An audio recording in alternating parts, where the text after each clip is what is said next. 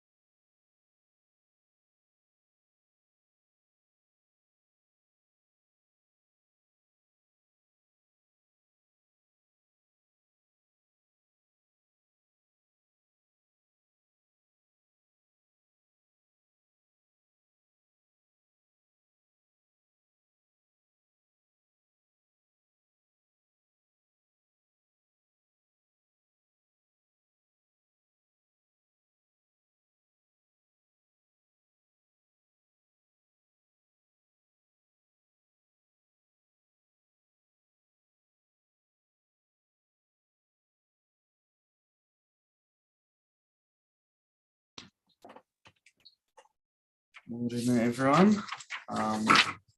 Welcome. Glad you made it in. I'll open us up with a click here. Are we recording? Yes. Alrighty. Tuia ke rona, tuia ke raro, tuia ke waho, tuia ke roto, tuia ki te here tangata, ka rongo te pau, ka rongo te ao, haumi e, hui e, tai e. Alrighty. Don't think we have any apologies. If anyone has any to Early departure, sorry. early departure, thanks, Kate. That's accepted. Or want to second that? Yeah. All in favour? Second of a roll. Say aye. Aye. And we didn't have anyone for the public forum. confirming the agenda. No one has any interest to declare. Cool. Alrighty. Just looking at the minutes from the 10th of May 2023 meeting. To move that we approve that. Okay, anyone second that? Ellen down there, Councillor Somerville. All in favour, say aye. Aye. Alrighty. Open actions from for the 10th of August. If we look, sorry, where's my book, but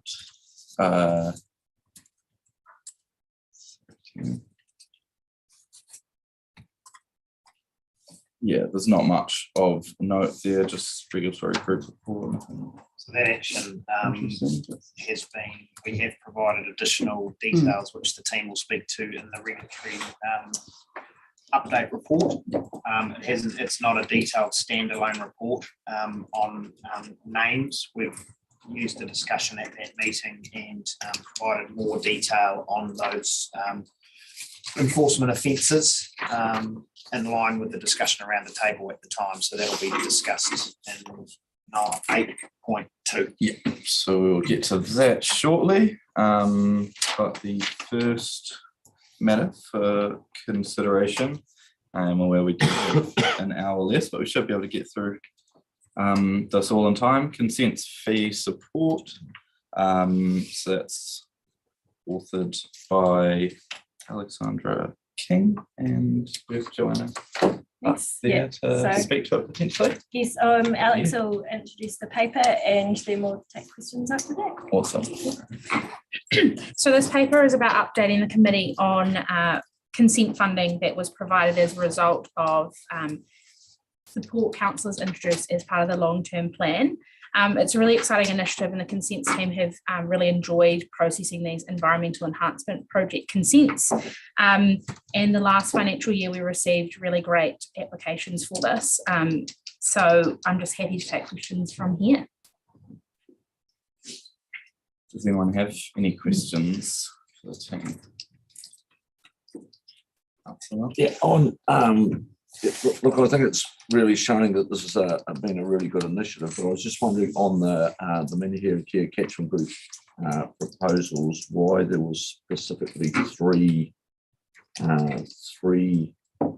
consents required when there's generally a linked body of work that they're doing in Thompson's Creek.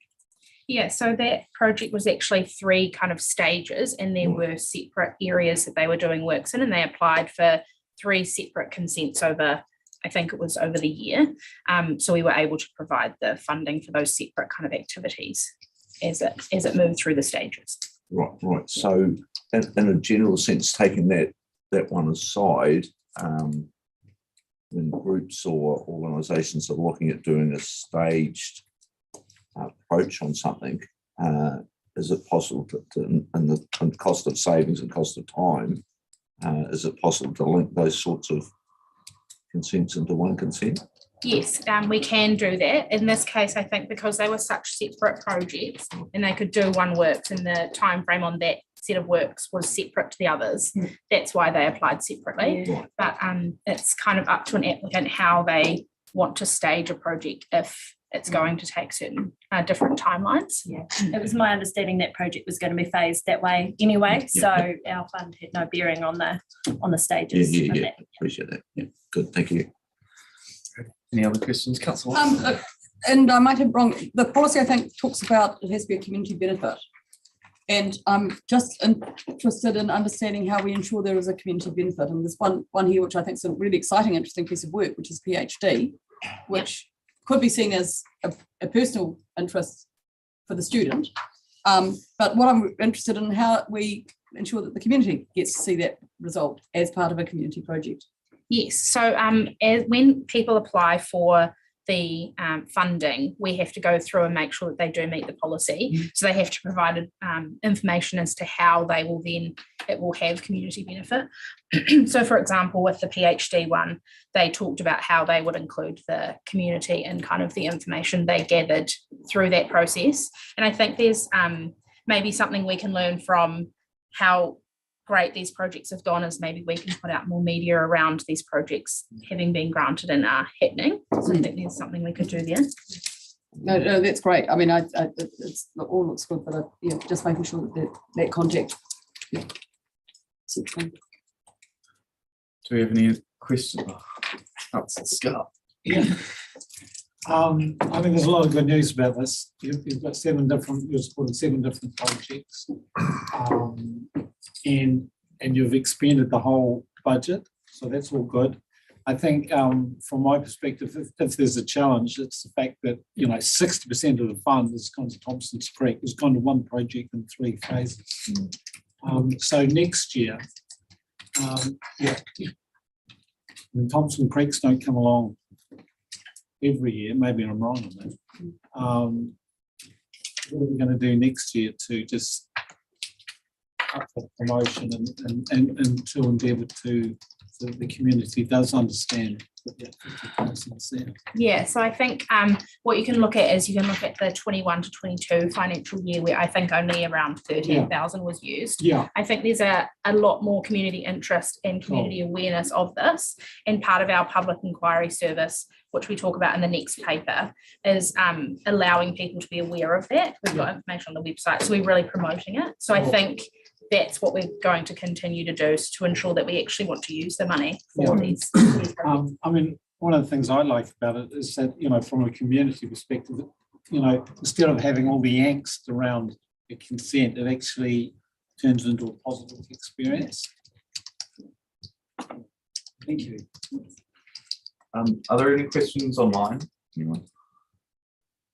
No, cool. So, Councillor McCall. oh yes, Chair, I'd like to move the motion as put, and just make a couple of comments.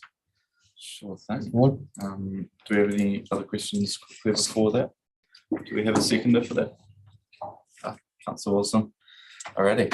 Should I Well, speak to it now? Or? yes, I'd just like to say that it's an awesome initiative that was instigated a couple of years ago, and it's just creating a clear pathway that community groups and can do environmentally good projects without having the bottom costs of the regulatory costs. And so it's really supporting that development, making it aware. I think it's important that, as you say, we make sure that it's widely known that the fund is available.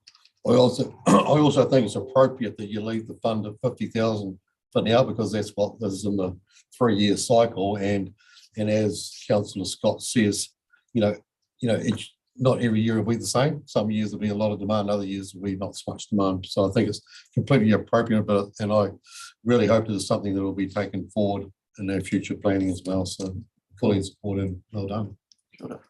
Councillor Robertson.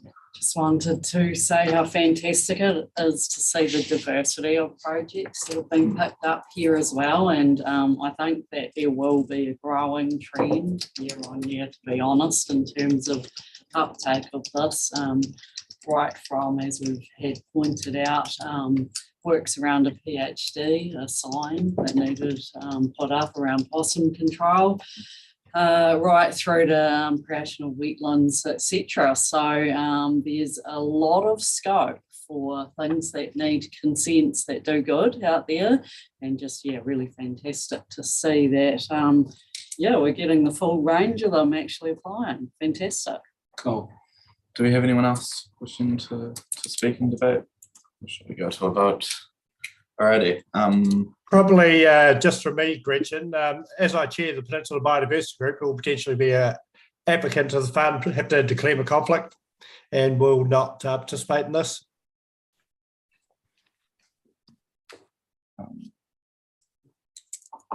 Cool. Alrighty. Thank you. We'll put it to a vote then. So for noting this update, all in favour, say aye. Aye. All against. Motion is carried. And can you just record my abstention? Thanks. Would that be the region or- Not present, yeah, Setback. yeah. Yeah, thanks, Ryan. We'll note that in the minutes. Awesome. So 8.2, we've got a regulatory group update, quarterly update reports. Cool. So we've got Joanna and Alexander again, and then Simon and Tammy online to help us out. Do you guys want to take it away? Yeah, and just an apology from Steve, our harbour master, who's attending a national meeting in Wellington, but otherwise he would have very much liked to have been here. So this paper is just to update the committee on the activities of the regulatory group between the 1st of July and the 30th of June. So it's an overarching financial year view, but also some details on the activities that the team has undertaken since our last update to the committee back in May. Just really wanted to flag that delivery was high over all three teams over the financial year in terms of consent processing, our data team, and also our compliance and monitoring activities, and just wanted to take the time to thank all of the staff in those teams and their managers. It's great to have such a wonderful team doing some really good work. There's some details in the paper around our engagement activities that we've done as well in terms of resources that are available for the community, our consent holders and our applicants.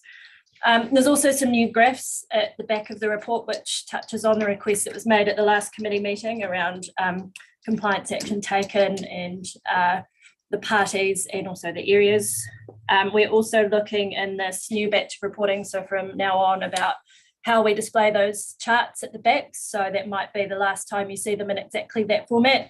Just hoping to display data a bit more spatially and shape it in a bit more of a form to line up with where we're moving in terms of the data that we're able to access. But yeah, just really wanted to highlight those 2 points, and happy to take questions. The team online is here, and Alex and I are happy to take questions as well. Any questions on this paper? Yes. Councillor Laws. Can I take you to figures, please? 17 and 24. So that's significant non-compliance by consent type and enforcement by territorial authority area. Sorry, what page was it? Page 39. 39. 17 on 39. 17's on 39. Thank you. Okay, you got those? Yes. Yeah, I think we've got those in front of us, Michael. All right. The first thing to look at is what are the non-compliance that we are detecting? And the most significant one there is discharged air permit, followed by surface water take, and then discharge to land. And then if you go to figure 24, you'll see that you'd almost think that there was a delinquent territorial authority, and that's Queenstown Lakes, which have a significant number of infringements, formal warnings and abatements, well, but particularly it would appear infringements compared to other territorial authorities. Now, what I'm trying to work out is, All right, councillor, sorry, just before we complete the question. So that's territorial authority area. Yeah. I know that. Sorry, I'm aware of that. Yeah, I'm not suggesting it's the council itself. But it's the territorial authority area, as you say. And then Figure 24. question and then Michael. Yeah, of course there is. If you just let me finish and stop interrupting. Now, the question I'm asking is, why would one territorial authority area have so much more offending, as demonstrated in that graph, than 4 others in our region? And are they related to the discharged air permit? So I don't know what the level of offending is in Queenstown Lakes. Is there a commonality there? I'm reading to those 2 figures and I'm thinking, there's probably some sort of relationship, but I don't know what it is. Why is there so much more offending in the Queenstown Lake Territorial Authority area than any other in the Otago region?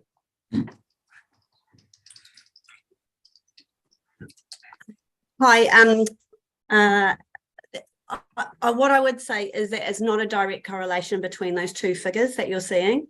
And so to explain first figure 17, which is the significant non-compliance, what you're seeing there is the orange is the significant non-compliance when it comes to performance monitoring data. And that's per item or report or requirement. And then the blue is around an overall significant non-compliance related to a consent audit. So in terms of figure 24 and I guess the distribution of the enforcement action, and there is a number of enforcement actions, formal enforcement actions taken in the Queenstown Lakes District. That includes consent non-compliance and also pollution or incident response. So it's not directly relatable. And I'd also say that a number of enforcement actions can be related to the same incident. So that might be where there's multiple parties, so a contractor and a property owner, and it may be that we've taken multiple enforcement actions. So it might be an infringement and an abatement notice. So the same incident may actually eventuate in potentially multiple enforcement actions. Four actions for the same incident does happen to multiple parties and multiple enforcement actions. It doesn't really answer my question though, does it? I mean, my problem here is you're saying it may, did it? So you're in the realm of conjecture at the moment. I want to know why the figures are so much greater in Queenstown Lakes than any other territorial authority. And they are strikingly dissimilar in the record of them. If you're saying to me, well, one of the answers might be, that's not really an answer, is it? Why are they? So what we're saying there is that one of the reasons that the numbers may be higher for QLDC area is that there could have been compliance related incidents that have resulted in us taking a number of enforcement related. No, listen, I understand the English language. That's already been explained to me. I want to know why, and you are telling me you don't know why. Is that right? Well, the short answer, Michael, is that because when we have assessed incidents, whether they be consents or pollution response non-compliance, more of those assessments by staff have resulted in enforcement action. So in accordance with our compliance policy. So short answer is there are more issues over there we are finding that are leading to a result of formal enforcement action. Okay, well that's the presumption I'm making too, rather than, oh, there's just one incident and there were 10 results from it. So that leads to the next question. Is the reason that those figures high is because you've got more people detecting them, or because there are more complaints, or because there is actually more offending in that territorial authority area? And the reason I ask that question is because I'm looking at this and thinking, we need to do something about this, because that is a very high level of offending for one area compared to all others. Or is it because, well, we just simply have more compliance officers in that area and they're quite active? Look, it's difficult to have definitive reasons as to why there is a greater enforcement action there. It's probably a mix of all of those factors. So a number of those enforcement actions are related to, I guess, development works, whether that be outdoor burning or earthworks and disturbances in waterways. So it might just be in terms of, I guess, the activity in that district. So it's difficult to come down to that granular level as to what's driving that. What I would say is it's good to see that we are taking action in that area where we do come across non-compliance, and I can reassure the committee that we are consistent in taking appropriate action regardless of the district, regardless of the activity. When a significant non-compliance or a breach of a permitted rule is identified, we will take appropriate action. With all due respect, Mr. And Chairman, Michael, can I just add to that answer, based on a paper that we presented, and I can't remember if it was the last committee or two back, the staff numbers question. We have more compliance staff in coastal Otago than we do in central Otago in total. I'm right in saying that, but we do have a number of staff in central Otago now, significantly more than there were 3 or 4 years ago.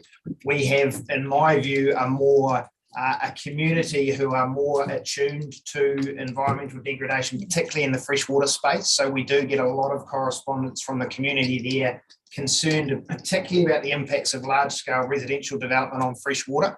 And we have a policy that freshwater is our number one priority in terms of enforcement. So we attend all of those through our pollution response, and that means we're responding to more calls, and where there are offences, we are then taking action. So when Tammy says it's a combination of things, it is a combination of things that lead to that central Otago space. But if I was going to summarise it, I would say there are a significant number of high-risk activities occurring with a community that are very tuned into environmental degradation of their fresh water.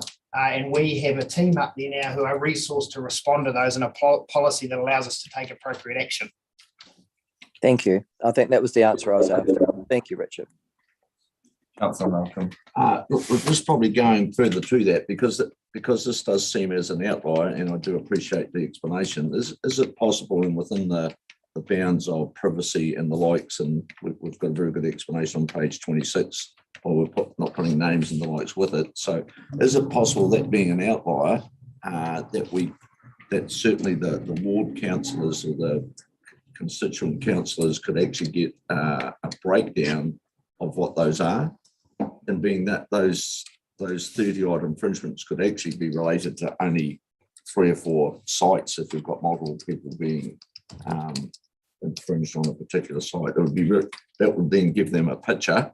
I would also give on the staff will have the picture, but it would give the councillors a picture of what's happening in their area. It could be shared with all of us, but there's probably no need for names, but it's getting an understanding of what that is. I think that would be painted pretty good, especially that it's an outlier. Yeah, I think we did have a chat too. Myself and Joe and Tammy had a good chat about this following the last committee meeting, and I think there's a note in there, and correct me if I'm wrong, Joe, that this is the end of this year's, last year's data, and you'll see a slightly updated version that Simon's doing some good work on at the moment that will be more spatially presented, so we'll start to get that picture. But in terms, so hopefully future data will give even a better idea than the graphs, but I think we can also look at providing some additional stuff to the 3 constituents. Right. Do we have any other questions on 8.2? Councillor McCall. Yes, thank you, Chair, through you. I think Joe's ready for my questions. Yep. So sections from 36 through 41 is around the flyovers, checking up on intensive winter grazing. So there was a flyover in April, and I believe another one in July. So my question is around that is there any hard numbers, like overall impression of the second flyover, which isn't in this reporting period, but I think would be good to get a bit of a feel for? And is there any numbers as to the work on the ground following up, the follow-up numbers following the flyovers? Yeah, so Tammy's ready for those questions. But also just wanted to flag that there'd been a whole power of work done in that intensive winter grazing space across the board, from the consents team through to the compliance and then the monitoring team as well. So Tammy has got some answers ready for those questions. Awesome, thank you. Yeah, so we undertook our second set of flyovers in late July and early August. And what we did with those flyovers is we actually targeted areas that had not had winter grazing consents applied for and in our system. And we did identify a number of sites which may be on high slope. So we are following up with those farms in an education approach, letting them know, reminding them that the rule is there, and that if they have high slope, that a consent is required. And I don't have the hard numbers in terms of how many follow-ups we've done, but at the next committee, I'm proposing that we provide a summary report on all of the winter grazing activity and consents and compliance that's been undertaken this season, which will provide more detail. So okay, I probably understand you haven't got the numbers that you can release right here, but is your general feeling you're happy, not happy? Are you with how the results are looking? The general feeling was that there didn't look like there was any active discharges, but we are concerned with a number of farms where they may have needed resource consent. So we're following up with them, and that's primarily due to slope and also in terms of critical source areas. So we're following up directly with them. It's difficult to say the number of farms because we have to come back to the office and correlate the photos and observations that we've taken against our maps in terms of identifying property owners and whether or not they do have a consent. Yeah. My follow-up question to that is: have we during this winter period have we had any enforcement actions regarding intensive winter grazing? Yes, just last week we made a decision around issuing an infringement notice and an abatement notice related to one farm with winter grazing crops.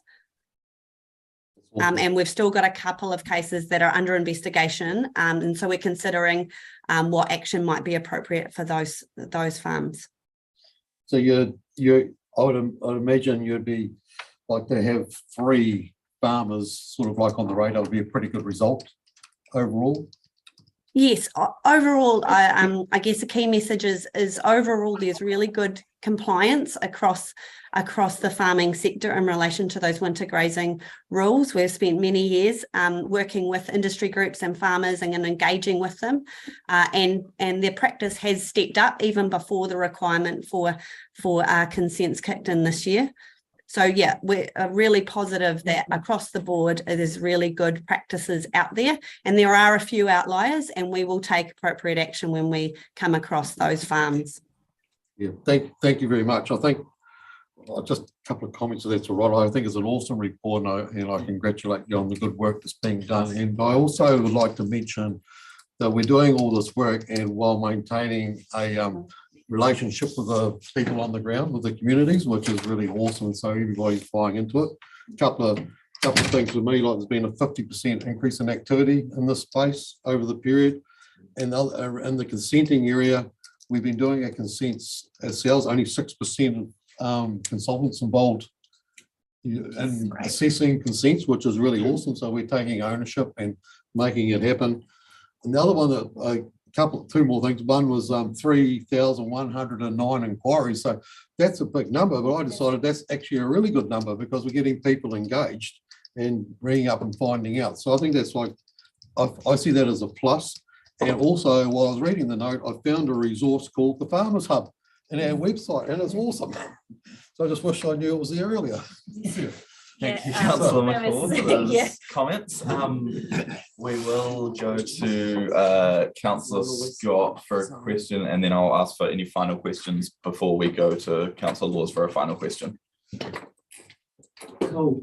Paragraph 18, it says no formal cost objections were received for the hours in the last quarter of 3 received in the financial year.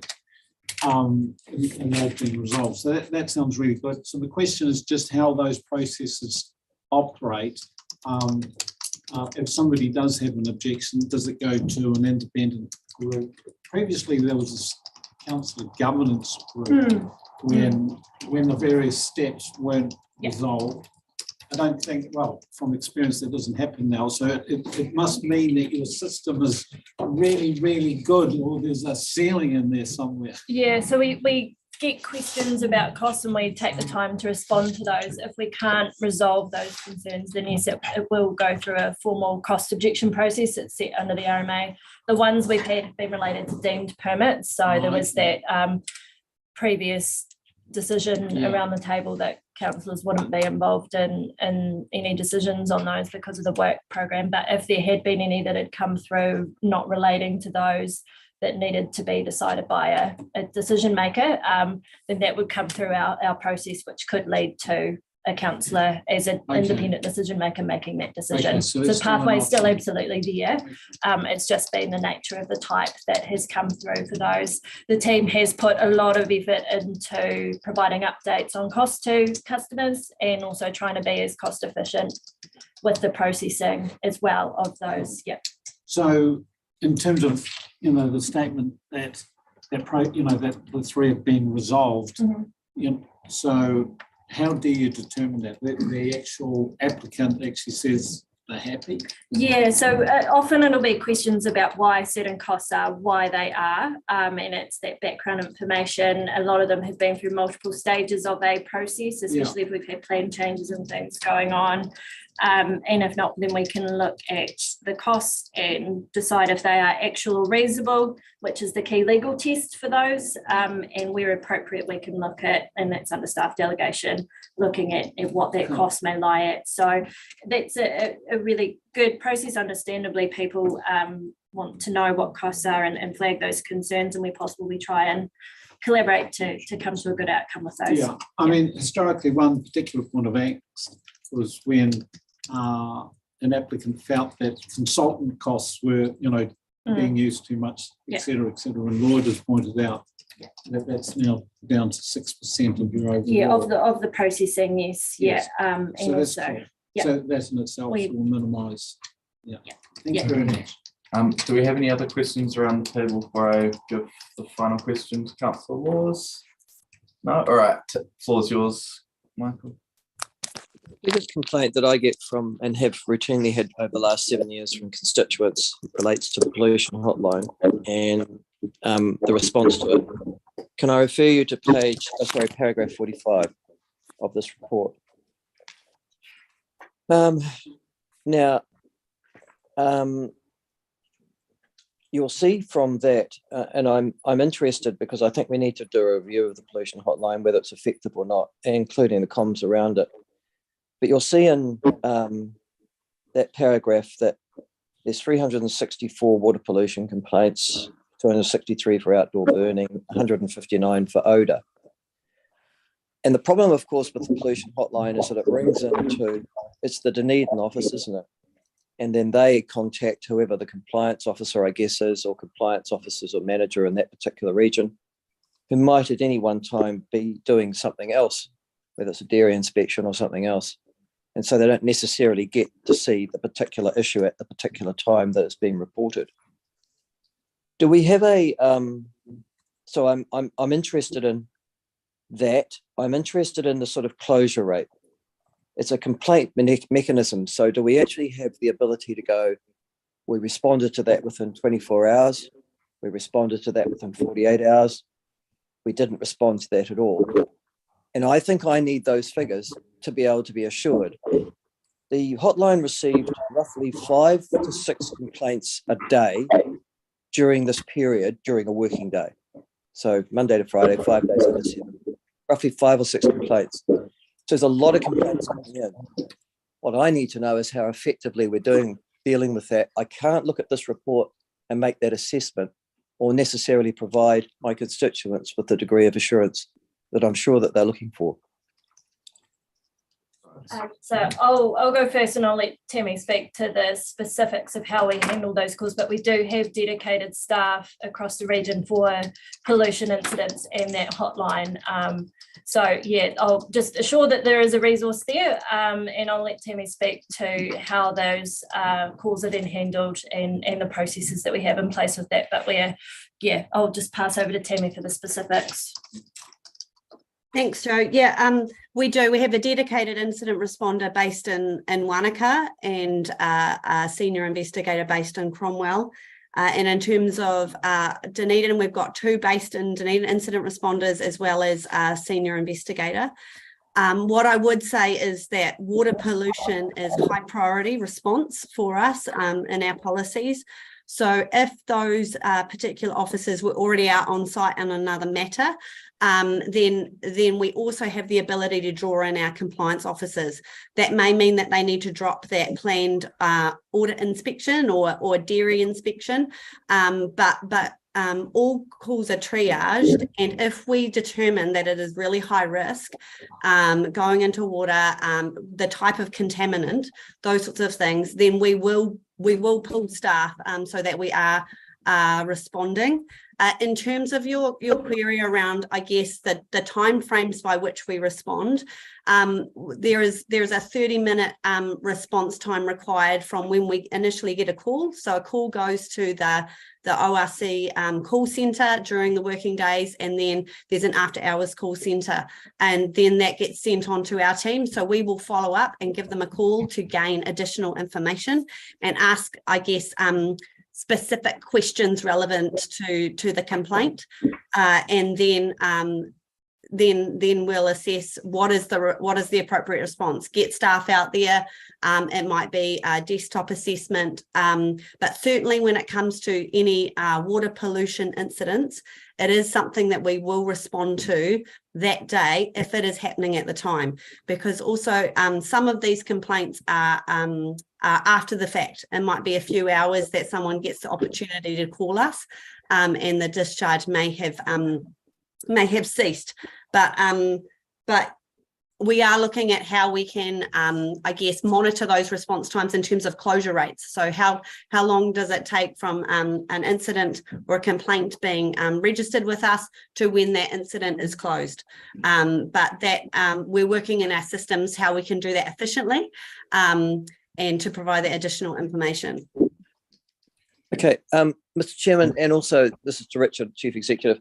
That's exactly what I thought. And as a governance person, I don't have the ability to know if the system's working or not on the basis of how this is being reported. So I don't know if we're doing a good job or not. I don't know how quickly we're triaging. I don't know what our communications are. I cannot get from this report whether or not the resources that we spend in this area are being appropriately managed or not. And given that it is, in many cases, the only contact, apart from rates, paying their rates, or the rates demand, that many of our regional folk have with the ORC, it is a high priority area for me. Is there a way of getting a breakdown? Like, for example, Tammy's just mentioned about the closure rates, which is a terminology the police use. You know, they've got a file, they've got a complaint. How does that actually resolve itself? We don't have that mechanism, or at least that mechanism doesn't appear to have been reported to governance. So we can't make a governance assessment as to whether or not the service is working, whether it needs more resources, whether it needs less, anything like that. How do we find that information out, Richard? So we will, I don't know the details in terms of the systems, but I hear what you're saying. And what I'm hearing is the increases made in. So there was a conscious decision by this council to increase investment in pollution response over the last few years of annual plan for exactly the reasons that you've outlined, Michael, around clashing with scheduled compliance work, us not being able to respond to calls that come in. What we need to do now is have a look at what data we can bring back to the long-term plan process to give you some confidence around that level of investment or any future investment or potentially decrease in investment in this space. So I'm sure Simon can work his magic in the system somewhere, and we'll see. I'm probably promising something he can't deliver, but I'll deal with that later.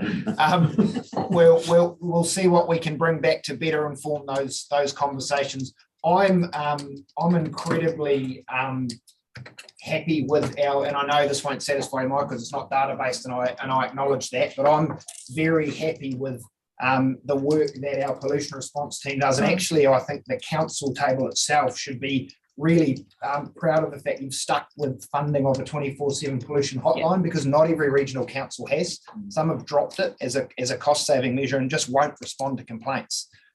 So we have maintained that, and we do have staff available over the weekends and public holidays who continue to respond to complaints from members of the community that come in regarding pollution, whether it's water or air or whatever it might be. And that's a big investment. So point taken, Michael, and we will look at some better data to help inform those investment decisions at the long-term plan. Well, Richard, one of the things that you could do, for example, is how do they get resolved? So of the 1,400 odd complaints, 1,450 service requests or complaints that have been received, what was the outcome? I don't know. Not from this report. Yep. Thank you, Michael. Was there another question there? Oh, Councillor sorry, Robertson? no, I was ready to move the Moving the motion. recommendation. All right, do we have a seconder for that, noting this quarterly update? Councillor Malcolm? Yeah, do you want to speak to that, Councillor Robertson? Yep, Right. I was just gonna mention that last question there in terms of our role as governors as well, and setting service level measures as well, so that we can monitor them. So actually pollution response, or how we undertake compliance as service level, is actually a governance thing that we set as well. So we can do that through LTP and annual plan. Next thing that I really wanted to touch on here is other questioning that happened around Queenstown and earthworks or development, and whether or not that related to higher incidents, I suppose. And I guess the answer there was that, yeah, we have got a lot of development happening. We've also got some really iconic water bodies in this area. And as we do across all of Otago, people that care a lot about our environments. And our staff have actually really critiqued what is going on. I can see that because through the engagement approach that we've taken, we have actually prioritised earthworks in the Queenstown area and run a toolbox session in which 90 contractors and developers attended, took a day off work to come along and be involved in engaging with us. So something is happening that's going really well and that they wanted to engage with us. We've also got a balance happening with formal actions as well, so that people are taking this space seriously. So I can see that you have prioritised really well, and we've prioritised as an organisation a way we can be proud of prioritising issues as well. And I heard from what you said in answering as well, staff, that we're looking to do more of that type of approach as well, because it's obviously working really well. So I would encourage that. Also, yeah, you've done a resource as well for earthworks too. So yeah, I think the other point I wanted to make is that we can see evidence of a whole range of different possible tools we can use to gain compliance, right from prosecution, which is still actually happening, we can see on the stats, right through to that engagement level. And a lot of your work is in the engagement space, I know, which is less visible, I suppose, than the formal graphs, but I just wanted to acknowledge that space as well. And we know that for real behaviour change, that balance is really important. So well done, I think, team. Thank you, Councillor Robertson. We have already had some discussion in the question time, but I'll open it up to any further discussion before we put it to a motion. Councillor? Yeah, I don't want to hold the process up, but again, a very, very good report that I support fully and support fully the actions that staff are taking.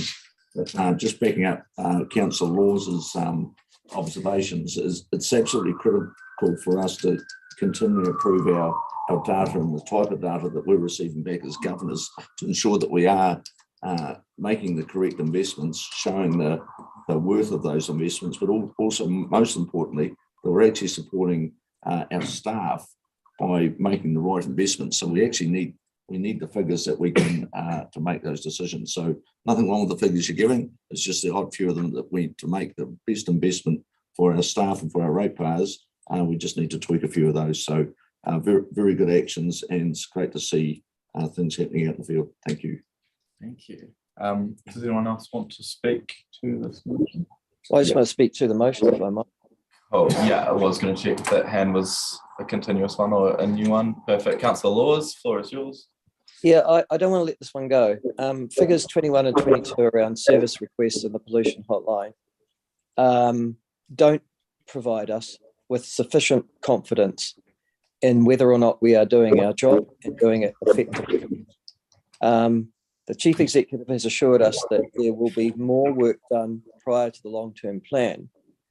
But, you know, to be honest with you, we need to know now. And I don't know. I have been very strong and critical, as Richard will be aware in the past, of a lack of compliance officers and a lack of compliance activity, and supported additional staff and resources being provided into that area in my time on this council. That's good. Now we need to know whether it's working. It's pretty fundamental that you define what the area of activity is that you want to fund and properly resource, but then you also determine whether or not it is effective in the job and the funding and the resources that's required, so that you know whether or not, if you know require more, less, or if there are, for example, in the triage area, for example, there are improvements that might be made. I think the other thing that I must stress to you, everybody, including councillors, is that this is one of our primary contacts with our communities of people who complain. And it's one area of faith or that they have in interactions with us. So if they're not happy with the response that we give them, or the communications that we receive, or the actions that we're taking, and I get complaints continually on this issue, I have to be honest with you, up here in the Dunstan area, and that's not a commentary on staff. It's also a commentary on communication with those who are making complaints and how they are resolved. If they lose confidence in us, then they lose confidence in the organisation. It's the points of contact. And can I finally take you to, by analogy, to the New Zealand police? A lot of crime is not admitted or complained of in this country because numerous folk in our wider community have lost faith in the police to be able to respond in an effective manner to the crimes that they've either been a victim of or they have witnessed. I do not want the Otago Regional Council to end up in that space. And that is why, Richard, I think that we need to do, as a matter of urgency, a review of whether or not our pollution hotline is working, what the closure rates are, is it doing the job that it's funded for effectively, and could we communicate better with the communities as to its role and purpose? Thank you. Alrighty, would anyone else like to speak to the motion noting the update? Alrighty, I'll put it to a vote then. All in favour, say aye. Aye. All against or abstaining? Perfect. Motion is carried, and we will move on to item 8.3, which is freshwater farm plans. I believe we have Joanna still. Yes, I'm staying. Yeah, I will Libby's release Alex. coming over to join us. And yeah, Libby's coming to join us. Again, this is just a noting paper, noting this report, which I assume we are taking as read, but I'll let you guys introduce it. Yeah, so I'll just give a brief introduction and then we've got a presentation Yes. on this laptop, I understand that, and Libby will give that presentation as well. So just by way of background, we brought a paper, I think it was in July, about the proposed rollout order for freshwater farm plans in Otago. This is just a follow-up paper that actually provides the background on freshwater farm plans and some responses and information based on the questions that councillors asked at that time. It also has a draft implementation plan and comms plan and our indicative work program for implementing the freshwater farm plan regulations, just noting that they are national level regulations that we need to implement in the Otago region. And just wanted to flag that our intent is to work collaboratively with a range of people, so our partners, catchment groups, stakeholders, industry, and also the regional sector. So in the paper, the regional sector is referenced as Te Ura Kahika, and that's the brand name and specific setup of the 16 regional councils to ensure national collaboration and efficient use of resources for this. So we are absolutely linked into that. So Libby's going to start with the presentation and give the overview of freshwater farm plans and our implementation plan. Yeah, if you have any questions throughout, just signal me and I'll write your name down. We can get them all for the end. Perfect. See your alarm, just time to get up. No, that's not. Don't panic.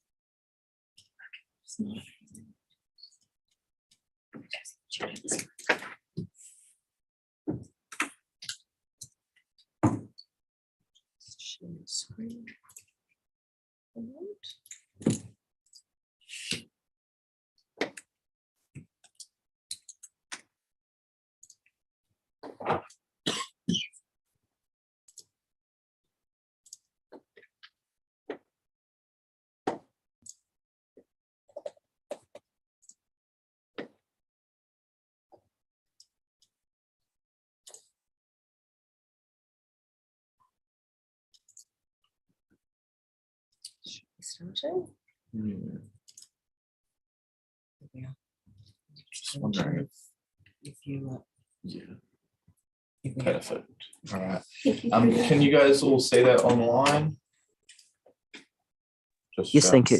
Yeah, perfect. All right. Yep, thank you. Away. All right, thanks everyone and good morning. So the freshwater farm plans have come from as part of the freshwater package 2020, and the goals of that package are to stop further degradation of freshwater, start making immediate improvements so that freshwater improves in 5 years, and to reverse past damage to waterways and ecosystems to make them healthy within a generation. So that's just an overview of what the freshwater package is from the government. Freshwater farm plans are part of national regulations, but they are property specific. So they provide a way to identify, manage and reduce impacts on that property to improve freshwater. They are required for all pastoral arable land more than 20 hectares or horticultural land 5 hectares or more. So we've provided this table in our last paper, but that's just an overview of the proposed rollout order for Otago that we've provided to MFE. And we're just waiting on them to provide confirmation that that is going to be our order going forward when we receive our regulations through the Order in Council. So the first area that we're rolling out into is North Otago, which is from the waiting confirmation from MFE on the date, but it should be from the 1st of February 2024. Good, Shruti. Thanks. So what is in a farm plan? So listed up on the PowerPoint is what needs to be contained within the farm plan. So ORC staff and Mana Whenua will work together to create a catchment context, and the farm plan needs to make reference to that catchment context, and the catchment context is related to our FMU or ROHE throughout our region and will be delivered in the order that was provided on that last slide with the table. So within the farm plan, there will also be risk identification and impact assessment. There will be actions that are provided to mitigate risks that are identified. They'll include maps and administrative information, consent information, and the regulation where the freshwater farm plan is being used to meet compliance. So any rules that it's assisting with compliance of.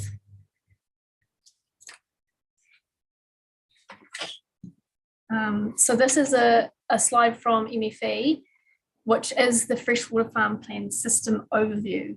So you can see in the different colours they reflect the different roles that are required throughout this journey. So there's roles for the farmer, which are kind of in that lighter green colour.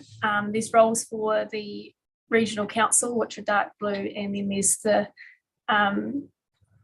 system oversight portions within that, as well as the broader freshwater farm plan system, which sits at the top under the RMA. So that first step is that there's a regulation under the RMA, and then the council has a role to work with mana whenua to develop the catchment context challenges and values. Once that's developed and the regulations are live within an area in our region, we need to determine whether a freshwater farm plan is required. So that's where that question mark is. So do we need one or don't we need one, depending on what the triggers of that are, what the regulations say.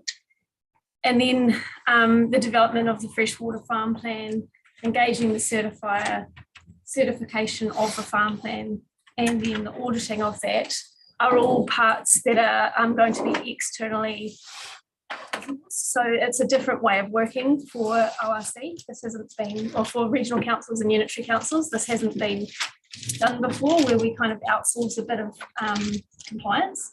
And so it's new, and it's something we don't have full control over, but we will have control in the training requirements that are at a regional level. So around who we can approve to be a certifier and auditor that understand what our unique regional plan rules are and the catchment context that we have for our region.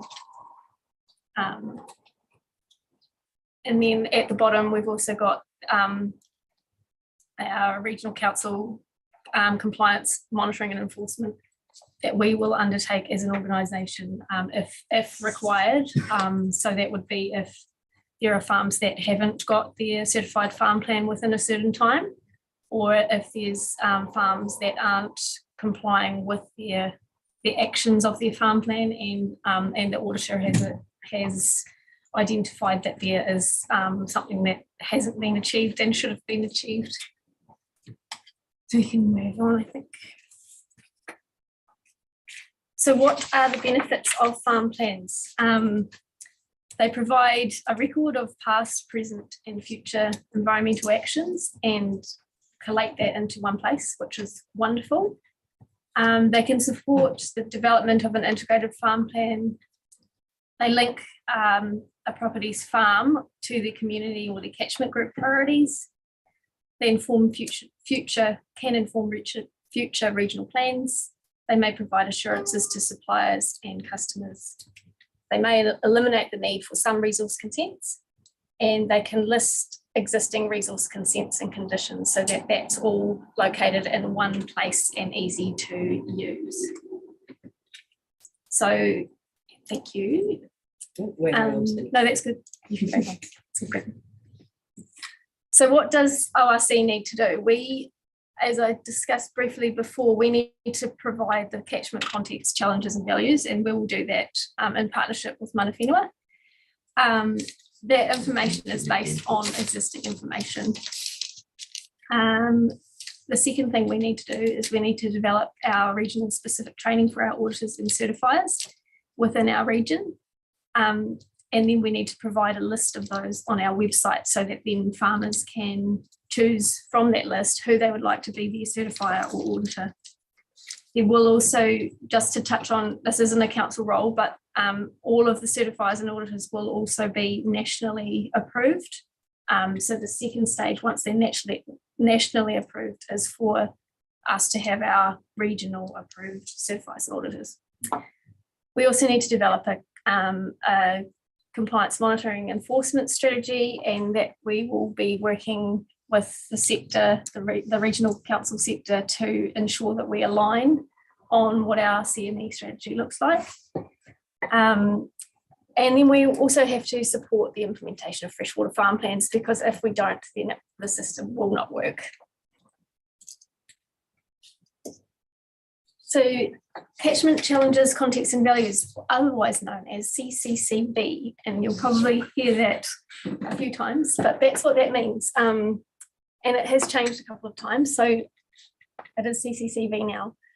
So what we need to do to develop our CCCV is display it spatially, and we need to base it on information we already have, which includes local information that we have as an organisation. For example, soils, freshwater, and priority contaminants. We will identify cultural matters of importance to tangata whenua, and that will be included in the CCCV.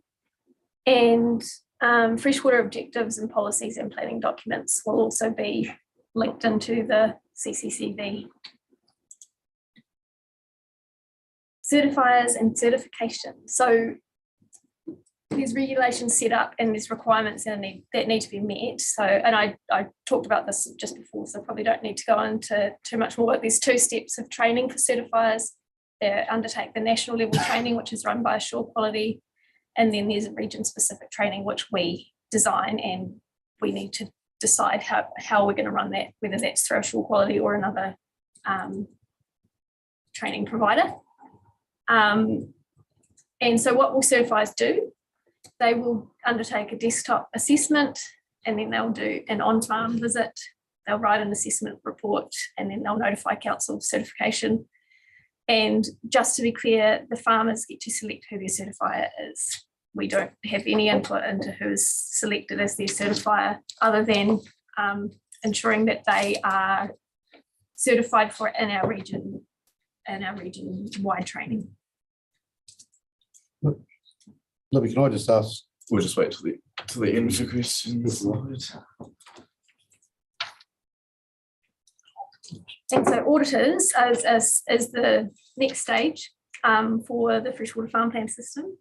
So the freshwater farm plans will need to be audited within 12 months of first being certified. They will assess if the farmer is implementing the freshwater farm plan as provided in the plan, in the action plan that they provide, and then they will notify council of the grade of assessment. So you can see in that table on the right, there's 4 different grades, A, B, C, and D, and the description details a little bit more around how those grades are determined. And then on the right-hand side, it tells when they're graded, when is the next audit going to happen. So if they're graded as an A, it's 3 years, a B, 2 years, C, 1 year, and D is in 6 months.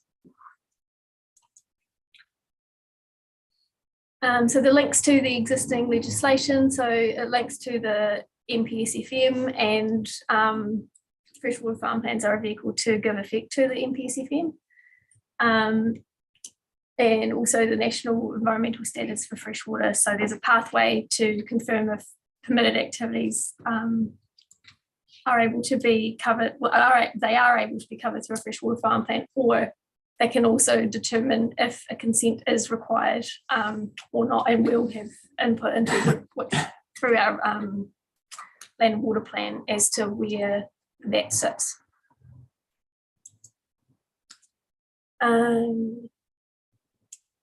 So links to our regional plans and our policies. So the regional plan water and regional policy statement information will be utilised to create the CCCV. Our proposed land and water plan, there's, I just touched on, there's a potential to incorporate pathways or requirements for when freshwater farm plans can be utilised or need to be utilised.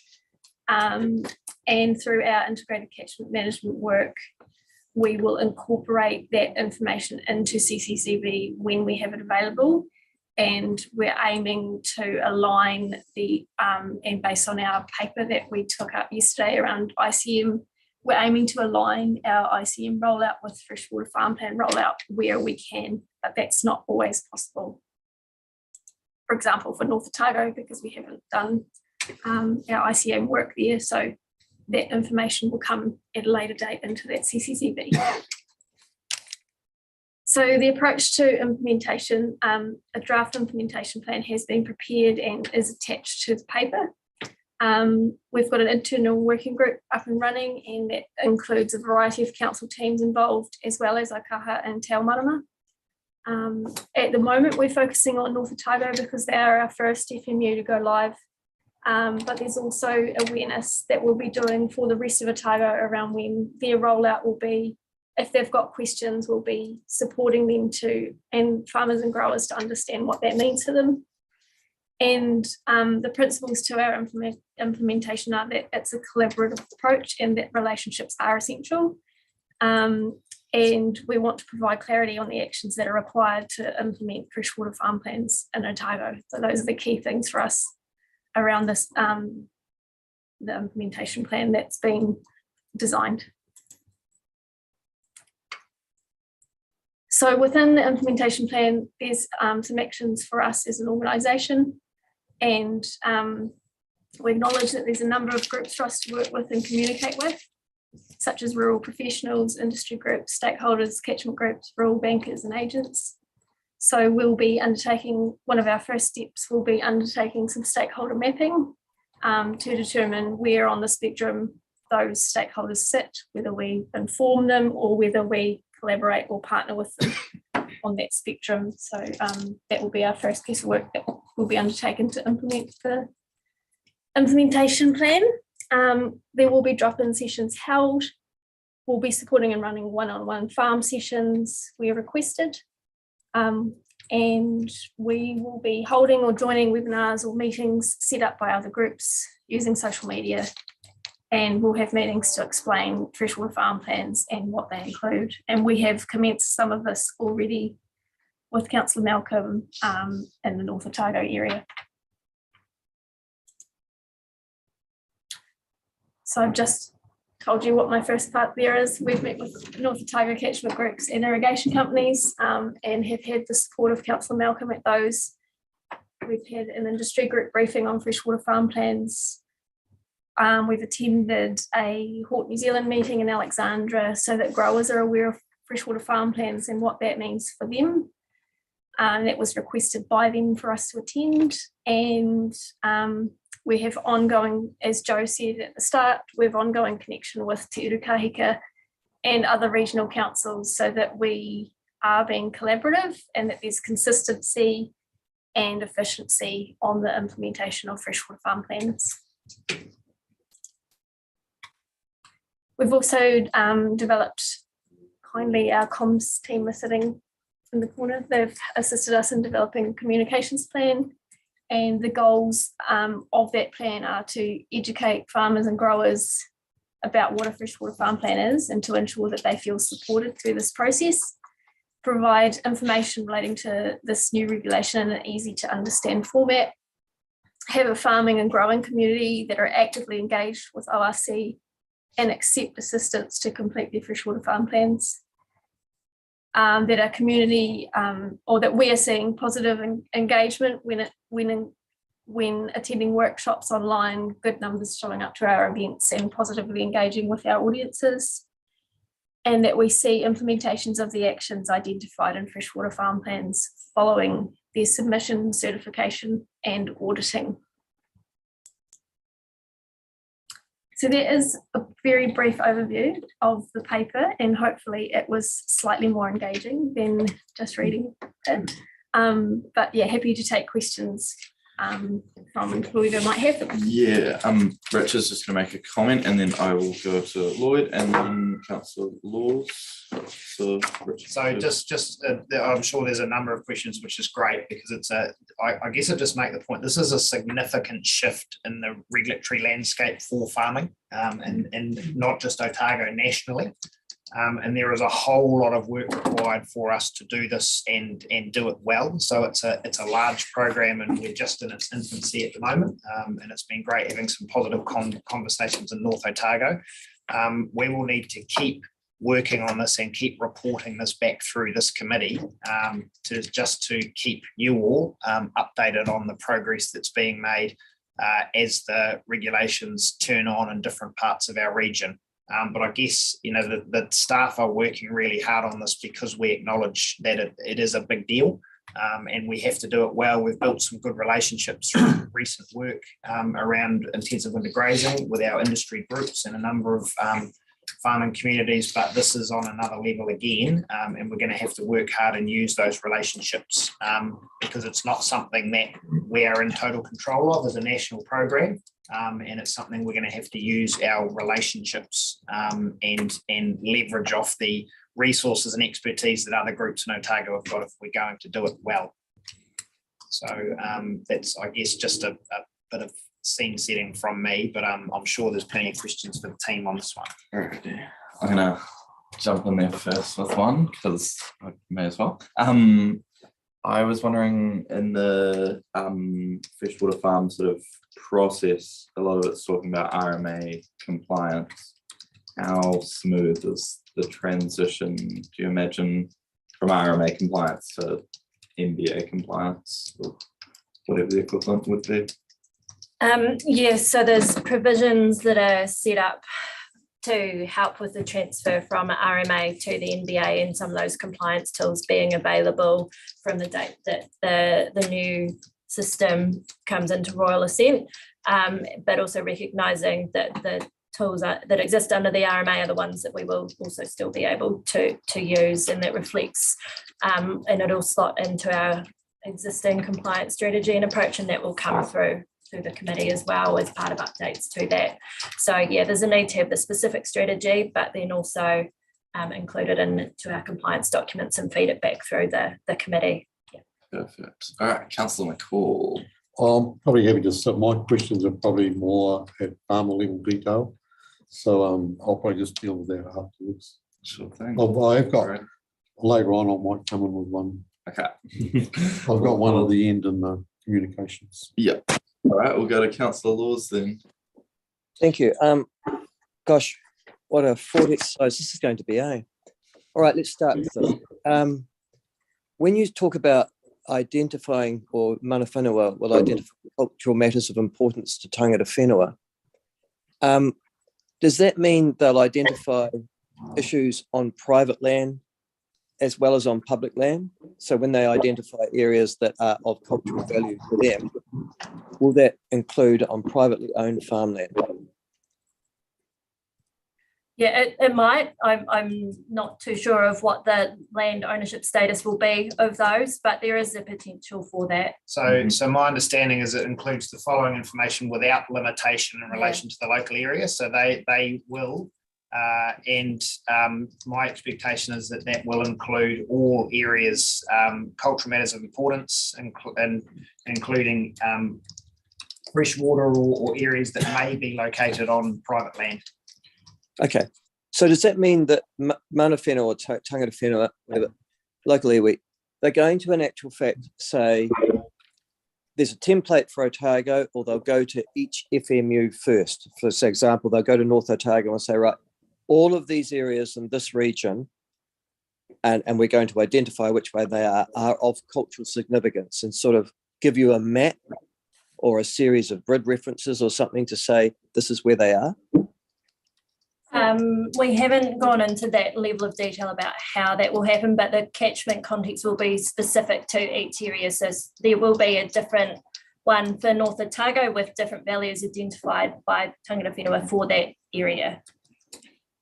But just to pursue this a little bit more, that's going to happen sooner rather than later, isn't it? Because once the farmers do their farm planner, they need to know where they are before they even start, yeah? Yeah, so we have to have the catchment context out before the farmers start doing the regulations. So for North Otago, that is February next year, and we're really keen to have that out earlier than February next year, to ensure that people have that catchment context and can then start doing their farm plans as soon as possible. So yeah, tight time frame, but yes, that has to be done.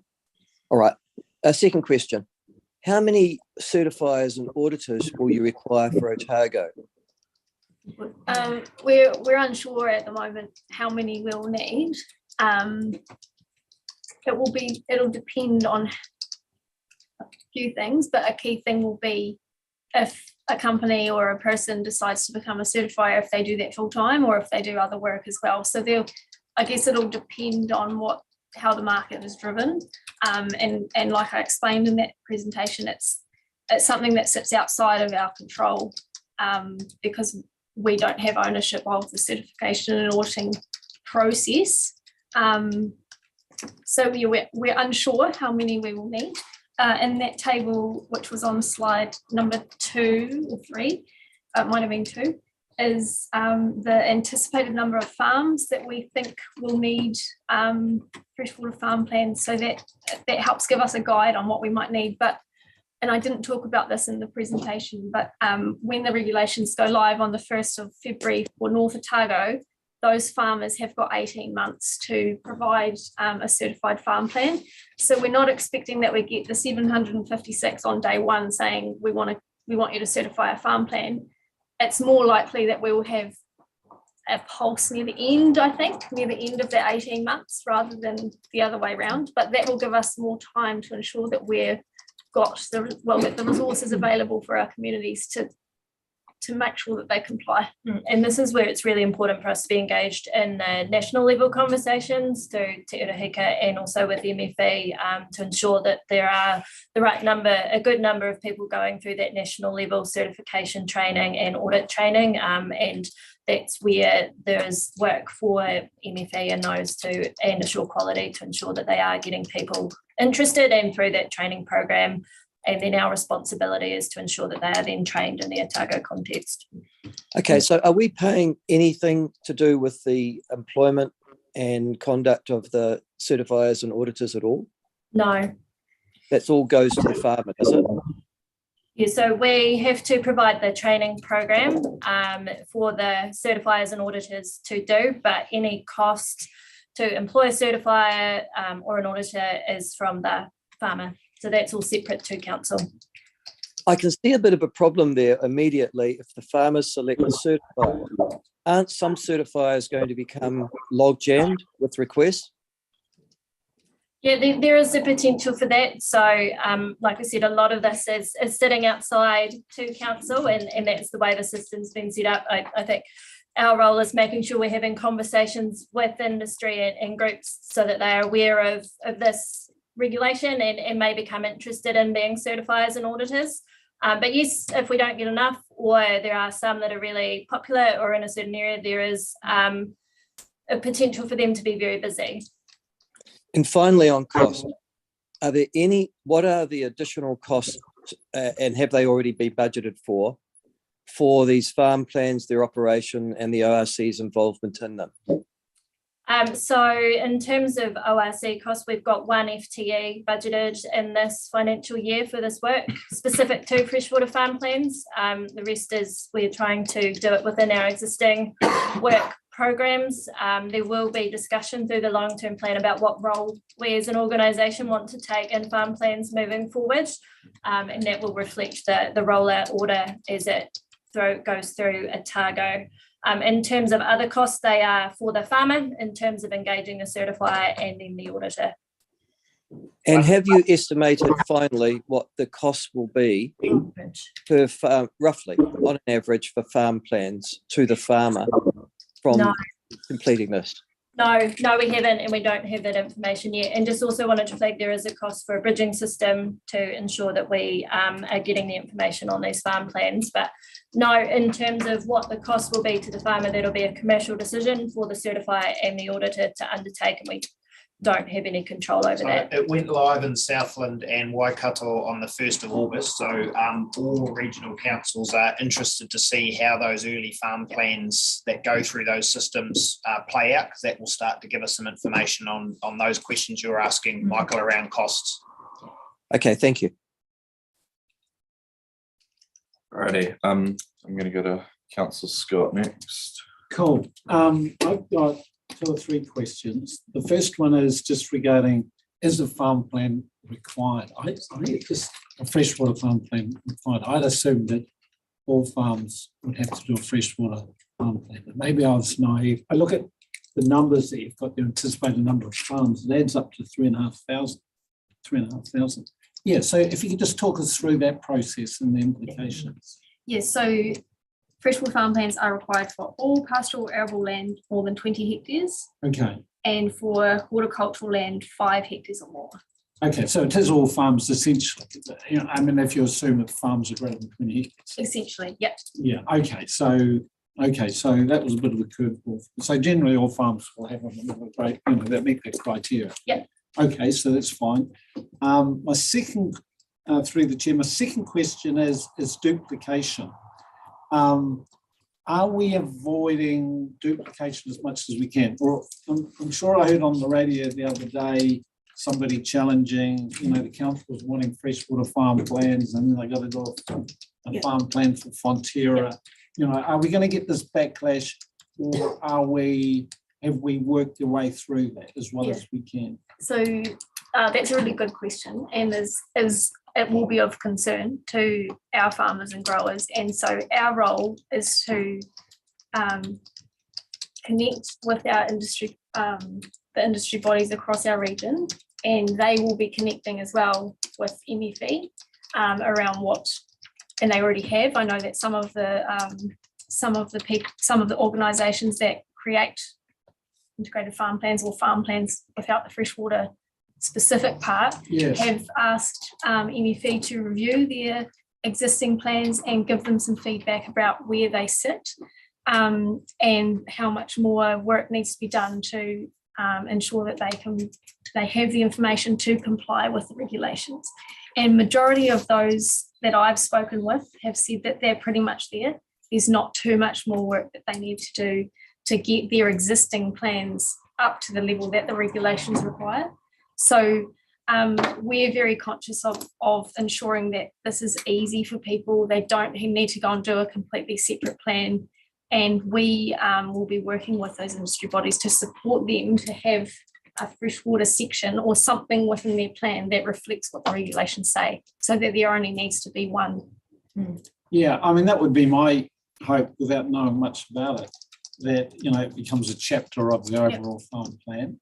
So it's not so much about, I wouldn't have thought, a stakeholder saying they're trying to upgrade it, their plan. It would be because the expectations of this freshwater farm plan will evolve over time, I'm sure. Next year there'll be an iteration on it, and ideally that iteration is independent, direct to central government, whoever's driving it, and it just is inserted into the Fonterra plan. That would be my hope.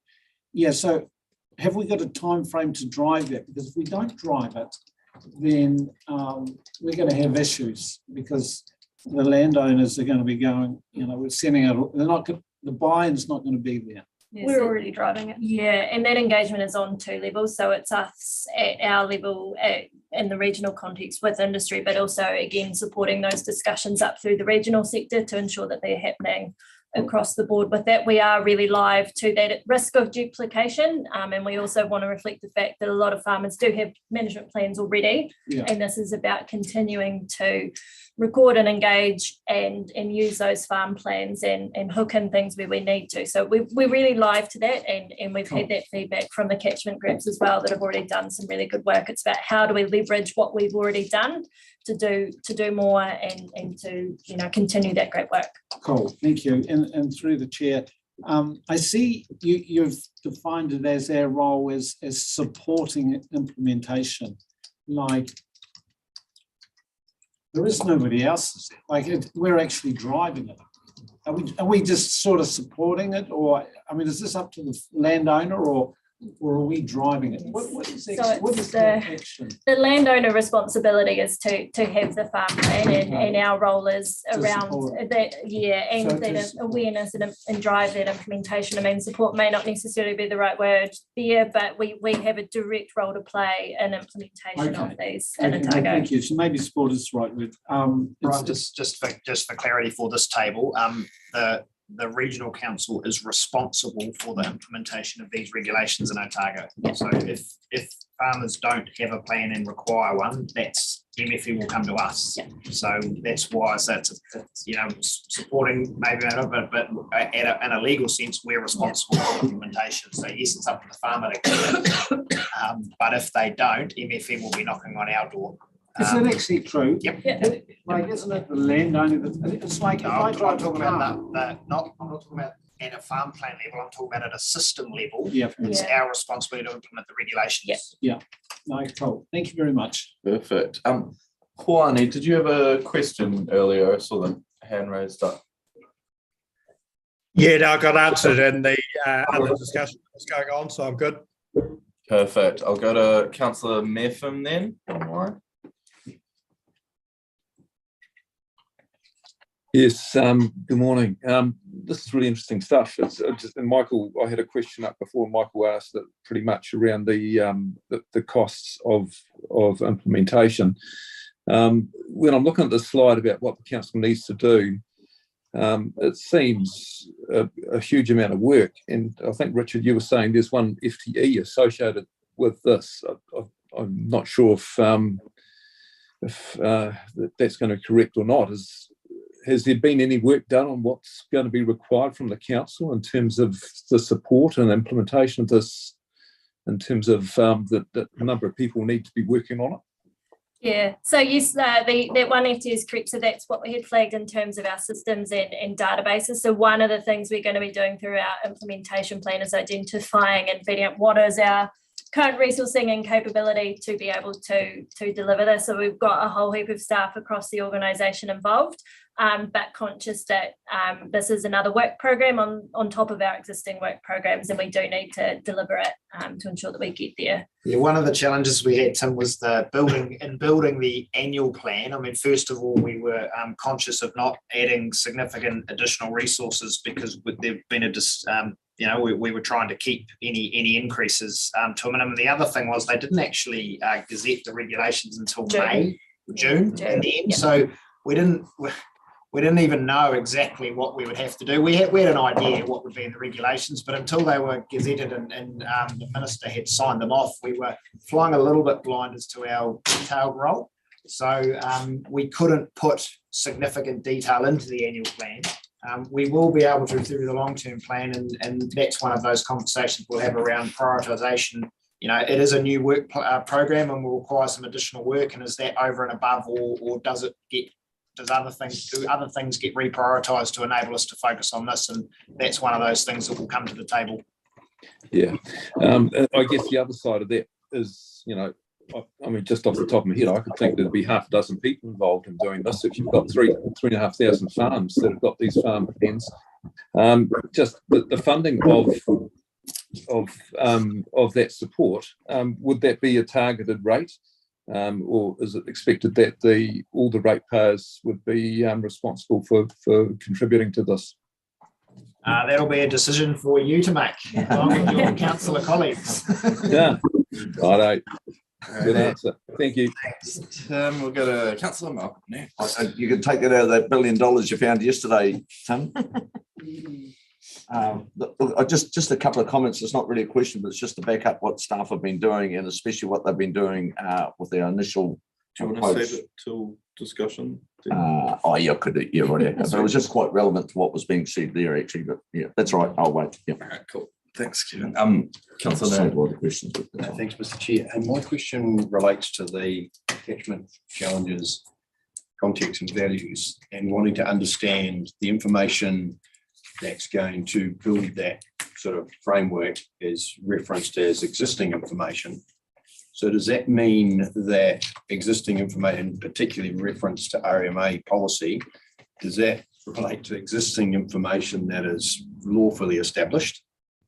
Does it relate to existing information that is being discussed now? I use the example of the RMA, the regional policy statement that has been proposed and notified, so it has a certain legal effect.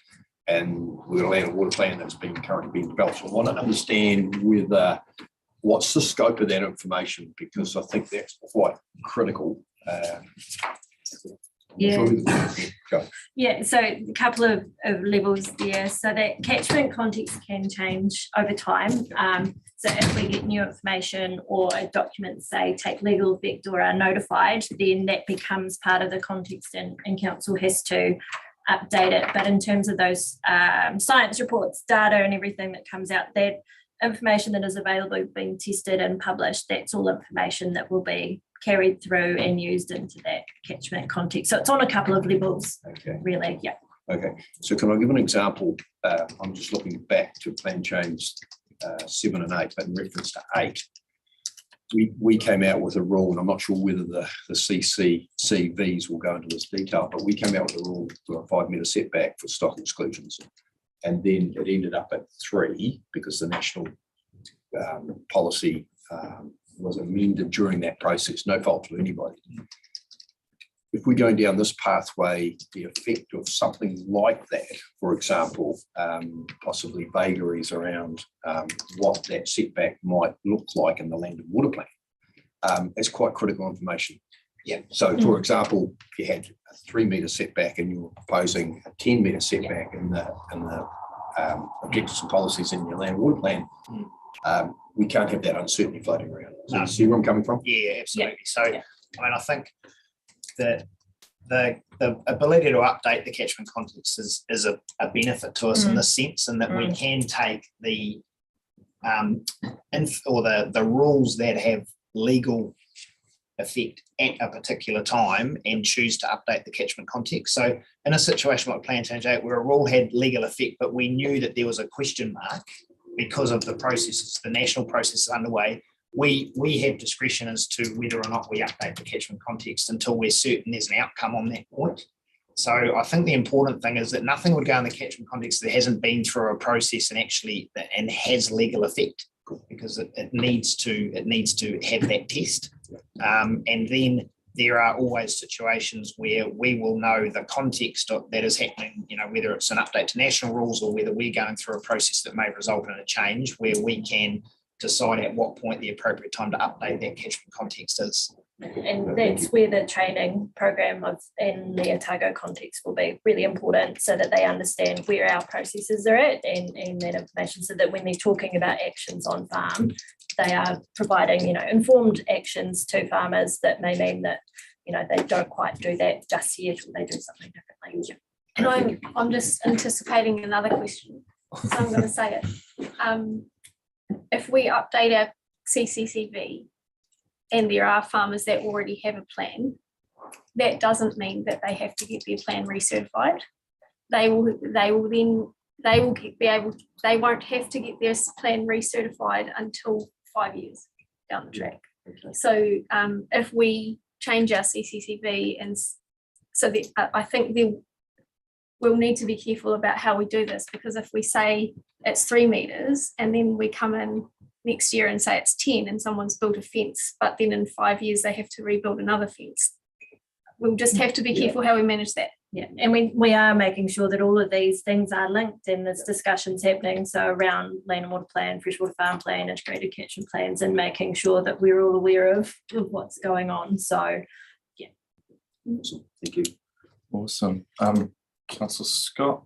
Yeah, just following on from what Libby just said there, in terms of updating, in 5 years' time, or my question is, or does that depend on the time frame that's been agreed? I'm just looking for the table, but I think in your presentation you said that, I suspect it's based on risk and information, that your farm plan might only be for a lesser period. Yeah, so that's based off the audit grade, and that's you implementing those actions. But there is that other thing around updating that plan for certification is every 5 years. It's every 5 years. Every 5 years, update it and it's certified. But in between times, you're audited based on your actions, and your frequency of audit is dependent on your performance. Apologies. So it's all right. There's a lot. Auditing and certification. Yeah. Thank you. Sorry. Perfect. I'll go to Councillor Keller. Kia ora, Gary. Thank you, Mr. Chairman. So that you're right, Libby. That does immediately lead to more questions, because when I think practically now for preparation of those plans, and then the uncertainty that sits with the land and water plan, because we're about to come out with an aspirational land and water plan that is looking at GMP plus. So there is going to be an awful lot of upset farmers across an awful lot of the region who are going to be challenging the land and water plan for quite some time through its processes to reach what will be the end result. And so doesn't that then leave the what would be required in the freshwater farm plans in a quite uncertain state until we know all of those parameters? They're going to relate to slope, they're going to relate to, the freshwater farm plans are supposed to look at what will happen with winter grazing across a number of years. it would leave farmers in almost a position of total uncertainty around what they can put in those plans until we get through the final part of our land and water plan, won't it? No, there will be some uncertainty as it relates to what rules or activities in that land and water plan may or may not be able to be used in the freshwater farm plan in terms of not needing a consent. In terms of the first iteration or version of these farm plans, the main thing will be making sure that they are complying with those regulations and targeting the actions based on our current catchment context. So there will be a degree of certainty there for farmers and growers. In fact, we can't forget that this covers growers as well in terms of those actions that they will need to take. The land and water plan has to go through a separate process, and there's things there around rules with immediate legal effect and all of that. But in terms of the information that has to be in the farm plan and the activities it covers, the vehicle for that is the freshwater farm plan. But isn't it going to be the case that this is the first interaction, like as has been said before, these could be some very in-depth first interactions with a lot of farms across Otago where certifiers and others actually see on farm exactly what is happening. And so the actual implications for some of these farmers, the changes that they may have to make could be quite severe. And the infrastructure they may have to change, whether it's fencing, stock water or whatever, could be substantial. So, you know, from a cost perspective to them, that they have the cost of the plan, but then the immediate need to potentially start rectifying some situations that council and others just weren't aware of. Yeah, so the way that the plans will work is that any actions on farm will be linked to that catchment context. So there's the benefit of targeting actions to what is potentially the contaminant or risk of concern. So it's, and also then scaling the actions over time so that they can do smaller ones that might have a high benefit, and then also plan for those longer term, more aspirational activities as well. So it's not saying that immediately you need to go out and invest millions of dollars and change everything. What we're actually, and the regulations are looking for, are those actions that are going to address the contaminants or concerns that are specific to that catchment in a risk-based way. So that might mean small steps and it might mean small changes, but in the long term is going to be potentially for some investment in aspirational type activities that they need to undertake. But that'll all be based property specific and through discussions with that certifier as well.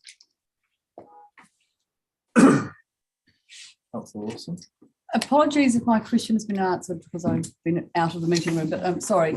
I just want to follow on from what Gary was asking and probably flip it round. That if there is a strong catchment-led focus, hopefully working on the catchment context with the regional council, the opportunity might be that I think in some catchments, I'll take Taieri as an example, where the biggest project may be actually not on any one particular farm, but be on one site. That presumably if there's a catchment quarters, say this will have the best gains, that the actual farm plan may be an activation of a project off farm. And that could be the context that the farmers buy into. Yeah, and we are looking at making sure that when we develop our catchment context that we're having discussions with those catchment groups and reflecting some of those values and priorities in that as well. So yes, that is a potential, but again, that action or commitment to doing that wider catchment thing will still have to be expressed through that property specific management plan. Yeah. And the other part of that question is, if a catchment has a very sound, fairly broad, not just necessarily fresh water issue, but it may extend out to wider, broader environmental issues. Those contexts can be brought into that as well. Yep. So we touched on that at the start with no, that's all right, with the integrated catchment management work, that will eventually become part of the catchment context. Obviously, freshwater farm plans have a freshwater focus, so we'll need to manage what that looks like. But if it's in freshwater and part of that, exactly, maybe focus on ecosystems. Yep. I think it's huge opportunities that I suppose is the question here is the sooner some of these groups get into a catchment style of catchment group and why we've supported OCC so much would be that there may be better ways that and synergies in doing this work with those catchment groups that may make the process simpler. I think I'll just make one comment, which, and it relates to Andrew's question, is the critical thing for us in terms of catchment groups and catchment plans is what is the mechanism to make those plans give them some sort of legislative acknowledgement so they can be captured within the catchment context, because we can't have a situation where we've got requests to put this catchment plan in the catchment context because we've got together and we've made it, because that doesn't take all of the views into account. So there is a mechanism thing there we need to work through, and there's a work stream looking at this at the moment in terms of our implementation as to how we might go about that. And I know that I'm just making the point because Andrew asked a question related to this before. So we need to go through that. ICM is the obvious tool, but we just need to make sure we're very clear about that, so the community are very clear how their aspirations are built into the system. And I'm picking from that what I consider as a catchment group is as the broader range of membership rather than just being farmers, and in order to ensure that some of the context is in there. Well, it doesn't really affect the definite. It's more the mechanism to get any plan through. It's regardless of the definition of the group. One of the key guidance messages that has been provided around CCCV is that it has to be defendable by council. So as an organisation, we have to be able to defend whatever sits in that. And that's a really good discussion point of how we use with catchment groups staff on the ground. Thank you. Alrighty, I will get Councillor Malcolm's questions, then call for any final ones before we go to voting. Yeah, just on the theme of the catchment context challenges and values, it would be, so you said at the start that IRC staff and Mana Whenua were going to come up with the catchment group, come up with this, the CCCVs. What input are you getting from the actual community before you launch this out to the community? We will, the plan, we've got a... No, not the plan, just the CCCVs. So our plan is to have a work stream that's specific to CCCV. And the plan for that group, which we've still got some work to do, is that we will collate the information that we have with Mana Whenua as an organisation that we have, and then we would take that back to the community and see how that sits with them. We've discussed that with... but before you launch it out. Cool. That's good. One of the key things is that it's also digestible and readable, and we can write something, but is it actually then going to be of use? And then we've also got to display it spatially, and our proposed vehicle is the Otago Maps, but ensuring that any tool is then actually usable as well. And that it's the key thing for that CCCV is that it's understandable for a farmer or a grower. And so they need to tell us if it is or not, because and we're looking at what Waikato have done and what Southland have done, and we'll pick the best parts of both of those and use that for Otago as well. Councillor McCall. Thank you, Mr. Chair. Through you, I've got Christabel's comment. I know it's pretty thorough, so that's awesome. I noticed the implementation plan first report is to work out how many reports.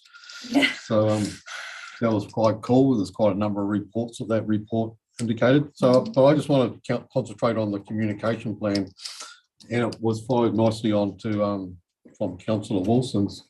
In the communication plan, there's no direct reference to catchment groups. And there's been a lot of talk about how we'll be including catchment groups, but it's not in the communication plan.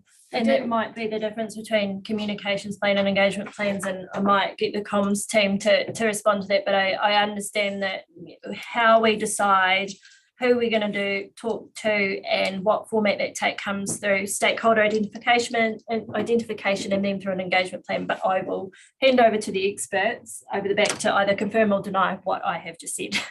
So Joe's over the back.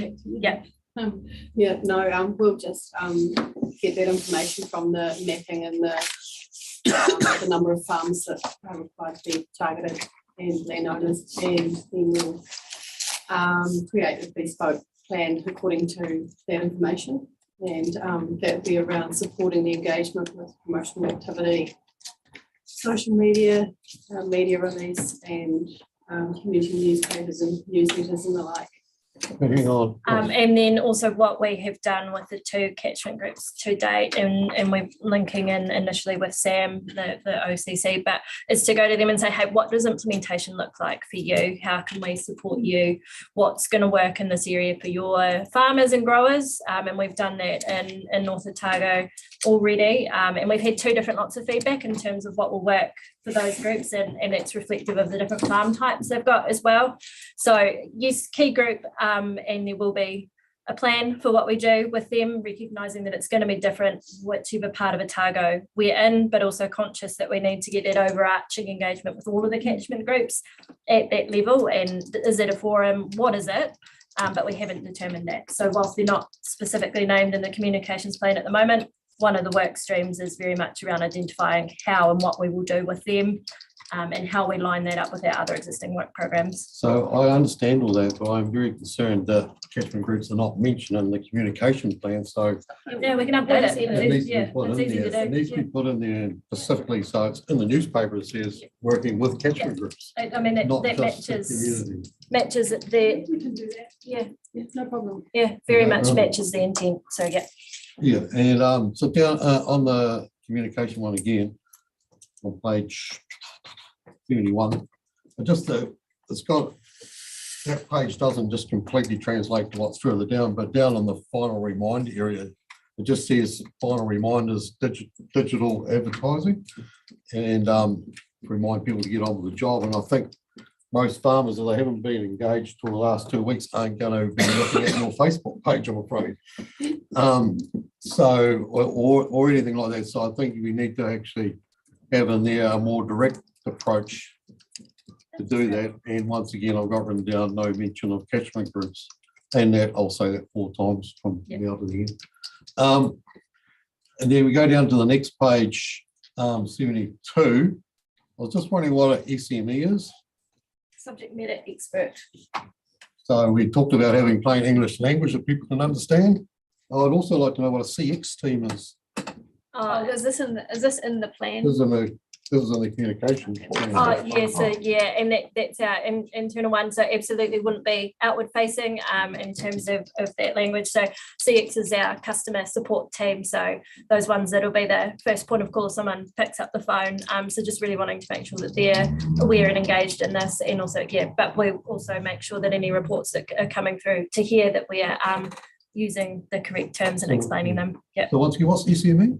Subject matter expert. Subject matter expert. Yeah. I'm making a bit of a point here. No, that's fine. The next page, we've got ASINA, task and ASINA. So this is the This is in the communications Point's taken, plan. right? It's an Yeah, it's an internal internal document to document. guide the work plan, but your point's very well made around us using plain English for anything that goes out to the community. And for people in here. to be fair. I've got a big tick beside print brochures and we say your pricing to get brochures into mailbox. I think that's probably the best way you can actually get into people's kitchens. And one other one, I was just interested, just going back a couple of steps in your, like the support was one-on-one engagement in farm sessions. That seemed to be a pretty big step to me that you'd commit to having one-on-one sessions. Yeah, Did I read that right? So we've been in North Otago, we've been speaking with the catchment groups there, and at the moment that's not what they are wanting. But we would like to offer that where we can, because we want everyone to come along on this journey and have a successful freshwater farm plan that they can achieve. So they need to know what they need to do. And I think that as an organisation, we have a responsibility to support people how they wish to be supported. And it gives us through the catchment advisor team, we've got people that can go and have those one-on-one sessions, and they can talk about other things other than just freshwater farm plans. It'll be, you're right, it's heavy resourcing though, and so we'll just need to be careful around when we're doing that. And obviously our the first area is North Otago, so that's where we would be targeting first. And then as those other areas come online, we can look at that. There'll be some farmers that don't need that because they have industry support or they have catchment group support, and then just or MPI support. I think that's One of the other things there is that also supporting the catchment groups to go and do that themselves. So various catchment groups have different types of funding available, and they want to be able to go and do those one-to-one sessions themselves. So it's about empowering people to have those conversations themselves. So there's a role there for us to, support one person so they can support 10. So there's those sort of things, and also just linking into our existing touch points with people. So say when they're having a discussion with our public inquiries team and consents, we're able to talk about farm plans. And if our compliance team are out on farm or a property, that they talk about all of these other activities. So just growing that general awareness on that one-to-one basis, but also equally able to sit down and have a face-to-face with someone and have a conversation about a farm plan, which is very powerful. Yeah. Well, I think that's an awesome initiative because that will help pick up the shy people. That makes sense to you. Alrighty, I appreciate there may be some more questions around the table and online. I just see a hand up there, Councillor Laws, but we've had a few rounds of questions and we are running very short on time. So I'm gonna move the motion if someone would be so kind as to second. Yeah, we've got a Councillor Malcolm there. And would anyone like to speak on it? I know Councillor Malcolm, you had some points earlier you wanted to make, so feel free to make those now if you'd like. Otherwise, I'll put to a vote if no one has. Yeah, I'm going to make a wee comment. I'm just finding a page. Councillors, is that a new hand up first, speaking in discussion? Yes, I've only got a couple of things to say. Yeah, cool. All right. Did you want to say anything? Yeah, certainly. Look, firstly, this is another national imposition that's been put down upon our communities, and ORC has to take control and implement it. And so we have got our legal responsibilities. And look, I just feel the approach that we're starting off with and the pressure that we're under is, I find it quite exemplary, actually. We've started with North Otago, and I've been able to be right at the front of that start process. The way staff have engaged with the groups that we've selected so far to get this underway, they've been warmly accepted. They're very receptive. They understand that it is a national imposition that has to be done, and they are very keen to make sure the process is readily spread throughout their communities, and that they get everyone engaged in the best way possible. And that's why we're seeing a variety. So it's not just North Otago, it's also the East Otago catchment group with the relationships we have there. So that's going exceptionally well. One thing that comes out very strongly is the work that the staff are doing to keep abreast of what's happening nationally, working with the national group, but also following what Waikato and Southland are doing because they're first cab off the rank. This is another set of documentation or rules set down from above with no templates, no real clear guidance. So our staff, look, I just think that their initial steps are really coming to grasp with and making sure no stone is left unturned. So congratulations, and they have yet to buy me a coffee, so I'm not looking for a bride. Look, if we look at what's happening in this space, and I just wrote down a wee bit of a list. So if you're looking what forms farmers have got the farming and grower groups have got to currently fill in. So they've got the National Animal Identification and Tracing Scheme, they've got LIC, they've got their arable farming groups, they've got statistics to do, they've got the horticultural growers, the animal farmers will have Merino New Zealand, Fonterra Alliance, other supplier groups. They've got the irrigation companies, they've got the irrigation consents that they've got to do. They've got beef and lamb, they've got MPI, they've got MFE, and then they've got ORC coming along doing very good things with their integrated catchment groups, their catchment advisors popping in the door, their consent team. They're just, the groups are the farming and grower community are completely inundated with things that they have to do. That is part of we all see it as part of getting a very good environment and long-term sustainable farming and growing. But the reality is, time has come to minimise this stuff and to make sure that when we put these freshwater farm plans in, A, that they are meaningful, B, that they are stopping duplication, and that stakeholders and industry people and local governments and authorities recognise these as the point where the information is gathered from. So a farmer or a grower only has to do this exercise once, and that it is then spread out. It was originally done with the animal, when you sent livestock to the works, there was a national form come down. MFE have decided not to send a template out, and that's given us the ability to shape it to suit Otago. So that is really, really good.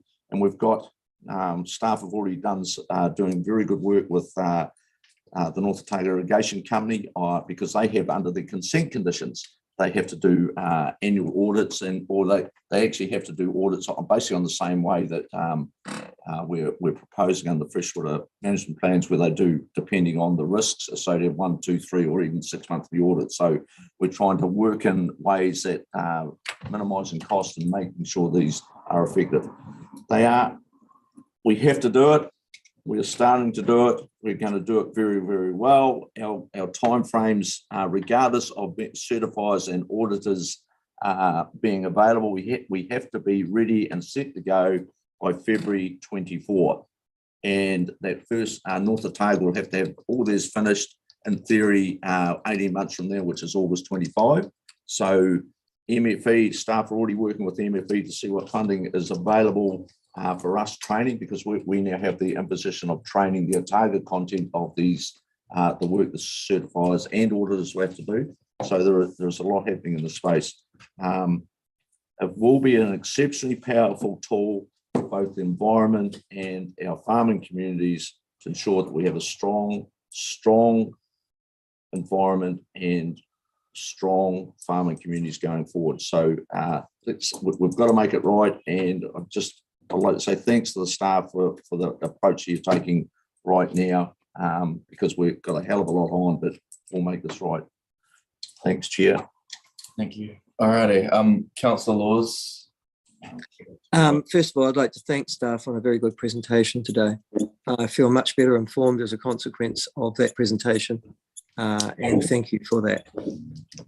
I just want to warn us all, including our staff, that this is a fraught political and administrative exercise.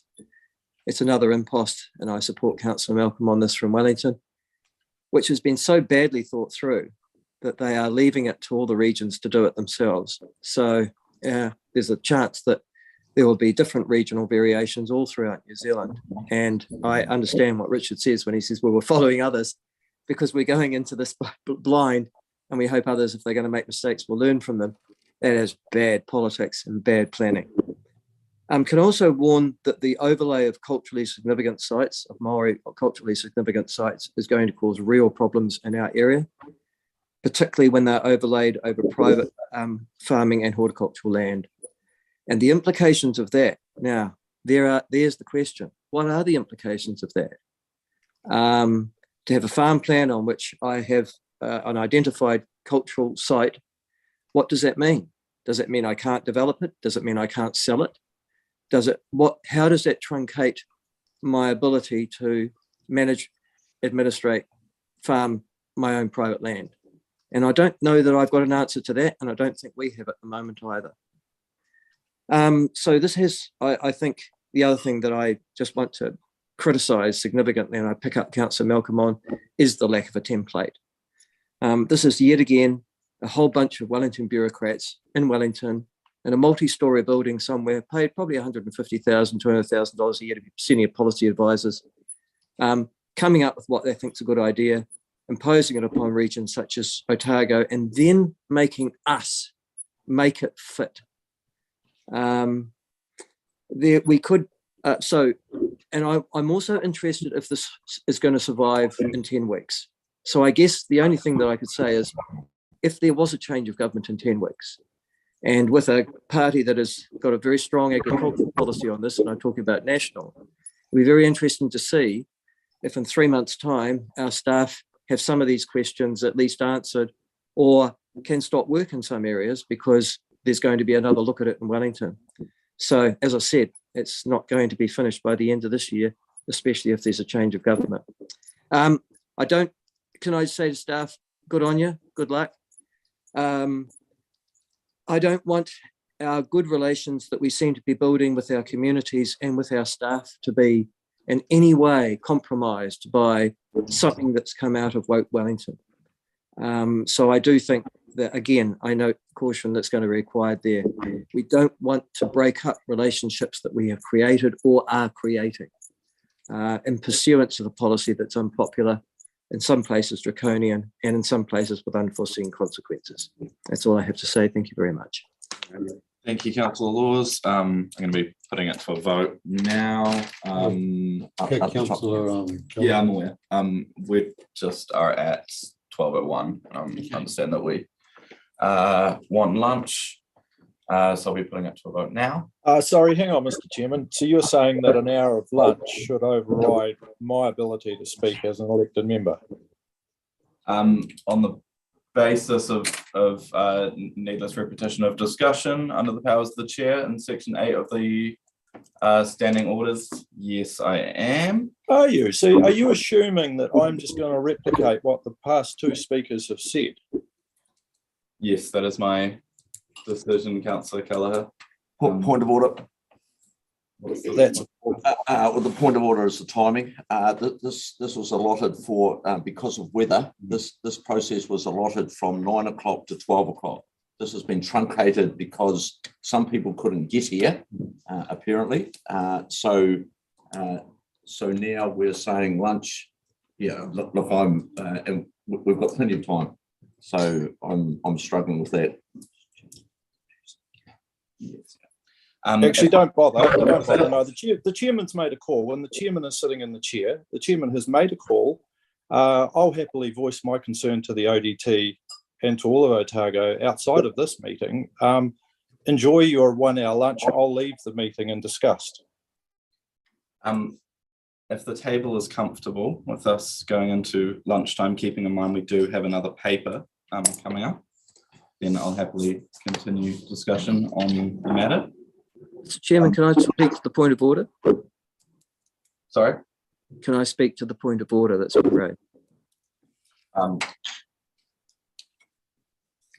It's a point of order. No, you can raise a new one if you'd like, but this is a point of order. Well, it's just that I would move that the chairman's motion, well, unless the chairman wishes to reconsider. Are you reconsidering that now? Are you prepared to allow further discussion on this matter? Yeah, if the table is comfortable with us going into lunchtime, yeah. Councillor Kelleher, floor is yours. No, he's gone. He's here. No, well, I waited to see what. Very, very briefly, all I wanted to highlight was that the previous points have been well made.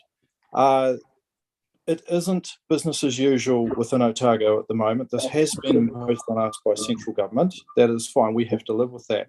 It is not happy families across Otago with the farming sector and the ORC, and what may be coming up with our land and water plan is going to be fraught with issues and fought, and not every catchment is in a very happy state. So until we arrive at an end outcome to that, I can see this situation being almost in a state of limbo, especially because there isn't a template. And if I could urge the staff, the urge would be to consider an Otago template that might at least create some overall uniformity across these farm plans, and also understand that there is changes potentially to be made pending the outcome of our land and water plan. That's all I wanted to say. Thank you. Thank you to the table for considering it. No thanks to the chair.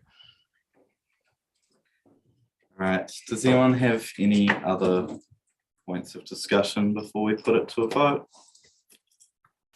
Can I just ask? Sorry, I'm about to speak. Yeah.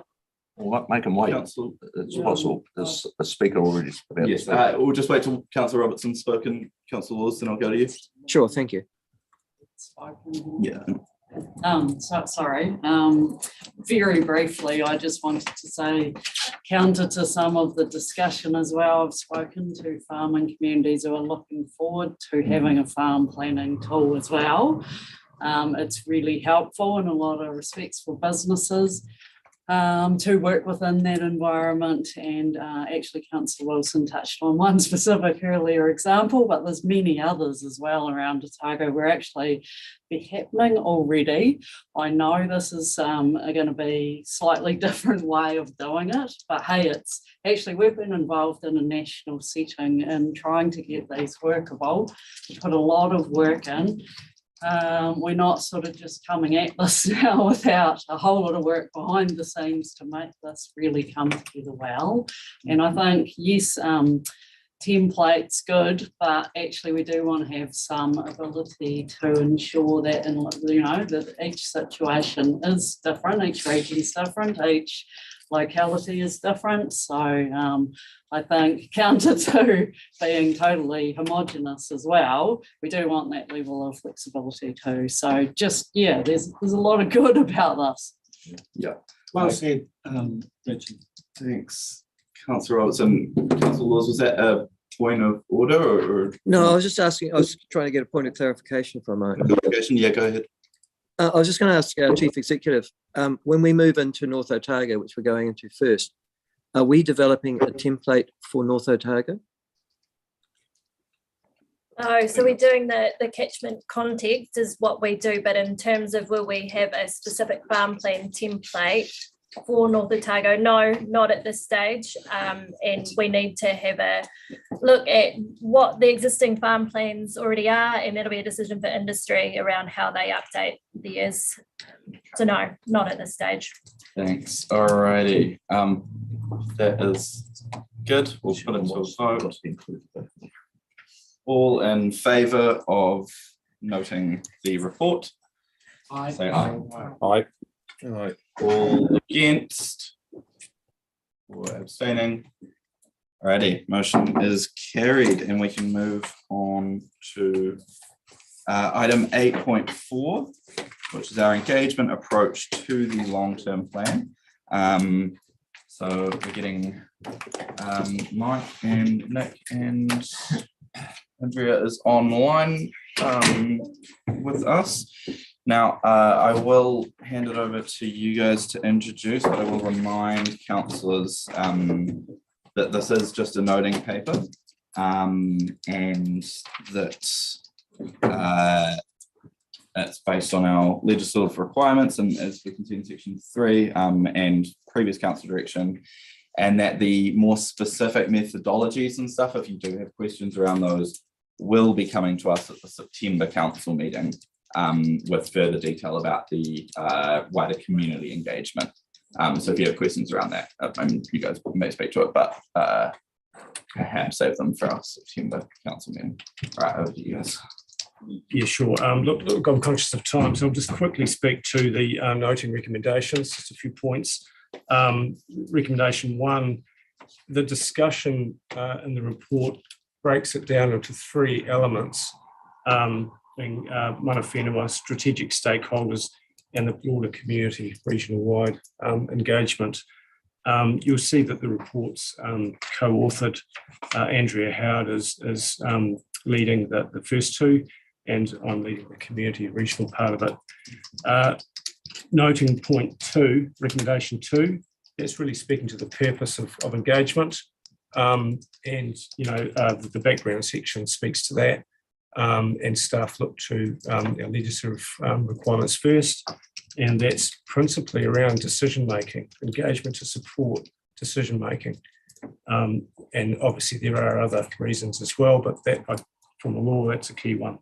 Third point, there are some deliverables coming out of this, and the chair was pointing out one of those, which is a comms plan coming to you in September. More broadly, you're working through the LTP process now, and some delivery topics are starting to bubble up, and there may be some reasons to talk to strategic stakeholders around some of those things bubbling through. So that's one deliverable we're coming through. And another key one is our consultation document that we're working through to that milestone at the end of December. And that's that really is a key part of our special council procedure, which we launch in March next year. So so that's all I want to speak to around the noting recommendations and key bits of the report. Thank you. Cool. Alrighty, do we have any questions for staff? Councillor Wilson. Thank you. I'm just interested with the Mana Whenua consultation, and there's two parts of that, and I'm really happy with it. But when you've got they're going to be in person discussions with Ōkaha and Te Ao Marama, that doesn't potentially having discussions with the wider iwi. And there is a reason I'm asking this, because I had the privilege of being at Puketoraki for a consultation, I think, on the land and water plan, and the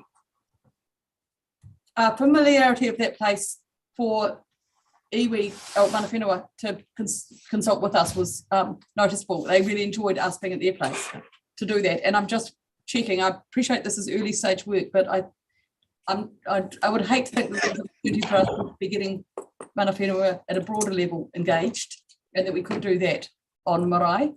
It certainly was a really good process at those meetings. So the question is does it preclude it being broader? I'll pass that over to Andrea.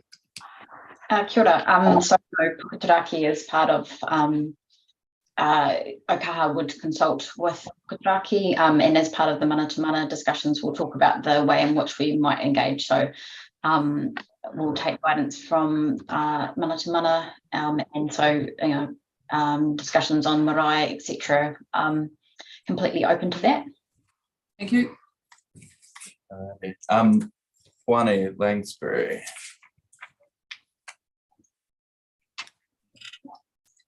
Got it. Looking through the paper, at para 21, there was a section of that which related to Mata Waka, which didn't read right, or you may be able to explain to me. It's after the bracketed section. It says, under the Act, ORC is responsible to engage with Mata Waka to provide for Tino Rangatiratanga. And it's that to provides that I'm not sure that it's the right language, or is what the intent of that is. Thanks. Thank you. Through the chair, that's a typo, so apologies for that. And it's a space which ORC is, I guess, seeking some guidance around how we best incorporate the views of Mata Waka, so definitely open to feedback on the best way to do that. Okay. So what's the thanks. typo? So what words are there that shouldn't be there? What we're trying to convey is that under the Local Government Act, we have an obligation and also a desire to engage with all Māori iwi. So in addition to special engagement with our Mana Whenua partners. So the actual typo was to provides for, doesn't Yes. read correctly. Correct. Sorry about that. Yeah. All right. Councillor Laws. Well, I'd like to pursue that matter too. I noted that as well, and thank you for raising it. You're absolutely right. The Act does make sure that it's all Māori, not just local iwi or runaka, that we must be consulting with and those are our legal responsibilities. But I'm interested, though, that when you get to section 22, you're saying nothing. In section 22, you're saying we're going to do this via our existing Mana Whenua-led processes. Well, they're responsible for Ngāi Tahu. They're not responsible for other Māori living in the Otago region. And directly via general consultation initiatives. Oh, you mean the consultation initiatives we take with Pākehā in the Otago community? There doesn't seem to be any special consideration of non-iwi Māori in this at all. Thank you. Through the chair. Yep, we're definitely, as I said, we would like to do that. It's not necessarily a simple task. So if you've got any advice on how we should do that, we will take that on board, and then we'll also discuss that. As I understand it, again, I'm not an expert, but and through talking to our Mana Whenua partners, often Mata Waka are engaged, and we also have an urban marae in Dunedin, which we can also seek advice from around so the urban marae, again, as I understand it, is often a place where Matawaka would go, so we can use the expertise in that marae to advise us on how best to engage with Matawaka. I'm not trying to catch you out. It's just that it's something that I've raised often before about the fact that just by engaging with iwi doesn't actually satisfy our legal obligations under the Act. So I congratulate you upon accepting that, particularly in section 19 of this report. It's just that I wonder if you have the information. For example, in the Otago region, do you know how many non-Ngāi Tahu Māori are resident in our region? Through the chair, not off the top of my head. If the information exists, then I'm confident that I can obtain that information. Yes. That would be quite useful because, and also their location. You must be able to get it from the census, I would have thought, because then that will give you some indication as how you're going to actually participate with non-iwi Māori in the region. And all I can say is that up here in Central Otago, we have a lot of Māori folk who aren't iwi, and I'd be fascinated to know how we are actually going to engage with them. Through the chair, yep, we're happy to bring back more detail on that. It's not something that we're going to be able to solve overnight, but committed to, and we'll take advice from our mana whenua partners as well on how best to do that. Thank you, Councillor Laws. Councillor Somerville. Yeah, thank you. I just wanted to check that we're able to get public health input at an early stage in this plan, either through Public Health South or the environmental health people at the university. Does that sound a possibility? Yes. Thank you. All righty. Do we have any other questions for staff around the table or online anywhere? Yeah, Councillor Malcolm. Yeah, looking probably just to this, this discussion, that is our legal obligation under the Act to consult with all Māori, and we're very lucky that we've got a very good partnership and a growing partnership with mana whenua, so that's exceptionally strong, but we are legally advised to reach out to all others. So we probably, yes, good to seek support through mana to mana, but in reality, we probably should really have a direct contact with the rest through some form pretty quickly. But my simple question is, on page 84, we have a group called Peak Body Groups. Which, could we explain what a peak body group is? Yes, through the chair, that's just another name for group that have advocacy as a purpose. So I didn't quite catch that, sorry. So it's another for groups whose one of their core purposes is advocacy, whether that be environmental or economic, etc. So it's just another categorization type of group. So what have we historically called that group? I think, well, it's a common term, but we can refer to individual organisations. Key stakeholder groups, industry groups, industry body groups. We've used a number of different names. Andrew's just applied a common term for those that primarily are advocacy that we hear from. This paper's based on feedback we've had at previous plans where we've been encouraged to have proactive conversations rather than wait for the submission period, and that's what this is trying to capture. So those groups that you would normally see through a submission period that are advocating for something within the community, that's who's picked up by those groups, or advocating for something within the long-term plan, that's who's picked up by that peak body reference. Is it like an interest group? Awesome. Councillor Laws, is that a new hand up? Sorry, not sure. No, my apologies. No. Okay, perfect. Councillor Wilson. Look, and I don't want to get in the way of, I don't want to predict what is going to happen, but I have an inkling that the long-term planned process, given that we're doing a rates review and efficiency drive, may require us to consider a longer iteration of processes, like some things that may need to be actually looked at, consulted on in the second year more heavily than in the first. And the only reason I'm raising it here is, in my mind, that may be the logical way to deal with some things, and we need to be aware of that early on in the consultation. And so, because it will have potential bearing. Some people want us to be doing something in year one, where we may have to put some things off into year two. And so it's not necessarily, we need to engage on that as a potential, but I suppose the question maybe for you, Richard, is if you've got any thoughts on that as we roll it out.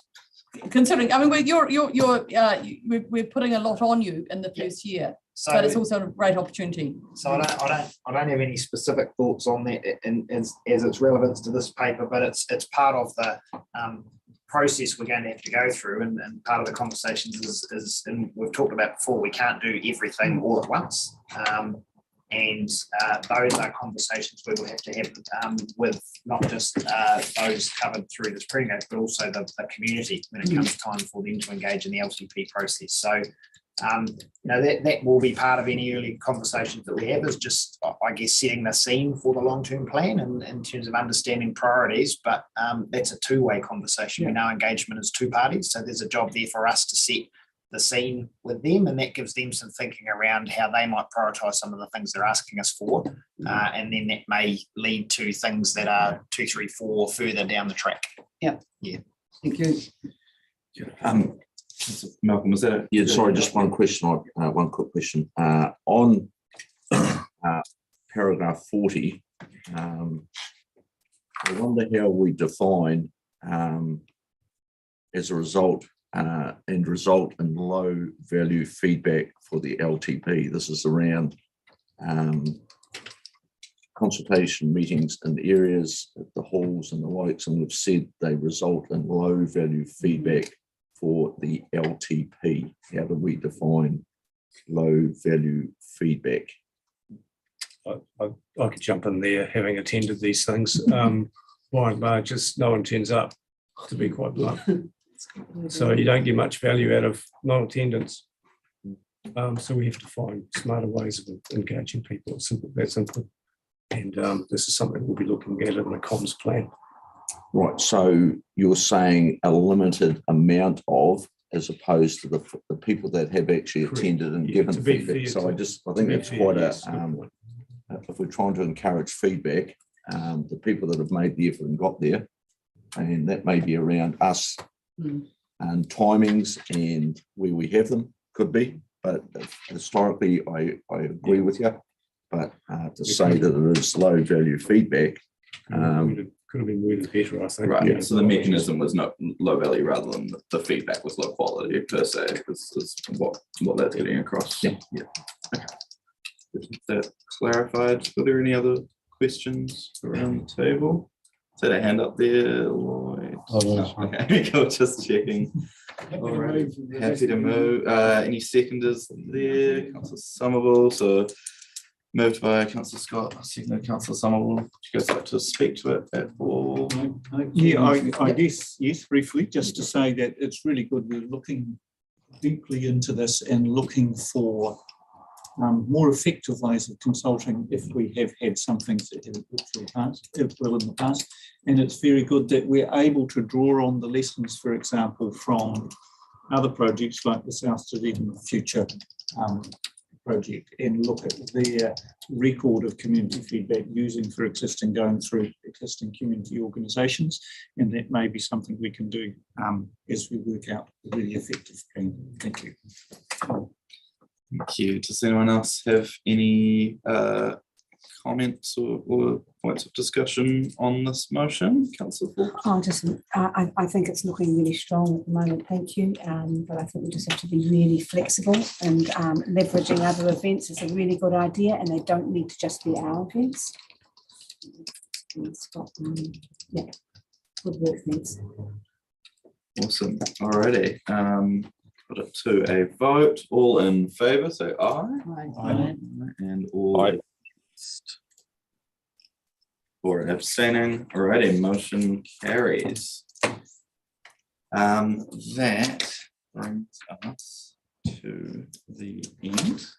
So thanks to the staff for sticking with us. I was worried that last paper would go longer than one before and would be really would go into next committee meeting time, but we're not. So I'll close us out with the karakia, and then we can go get some Kai.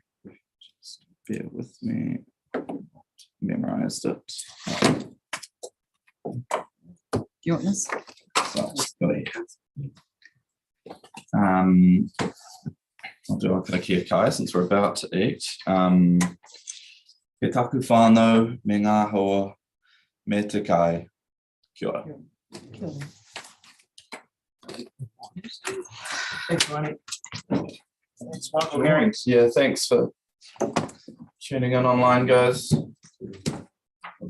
See you soon.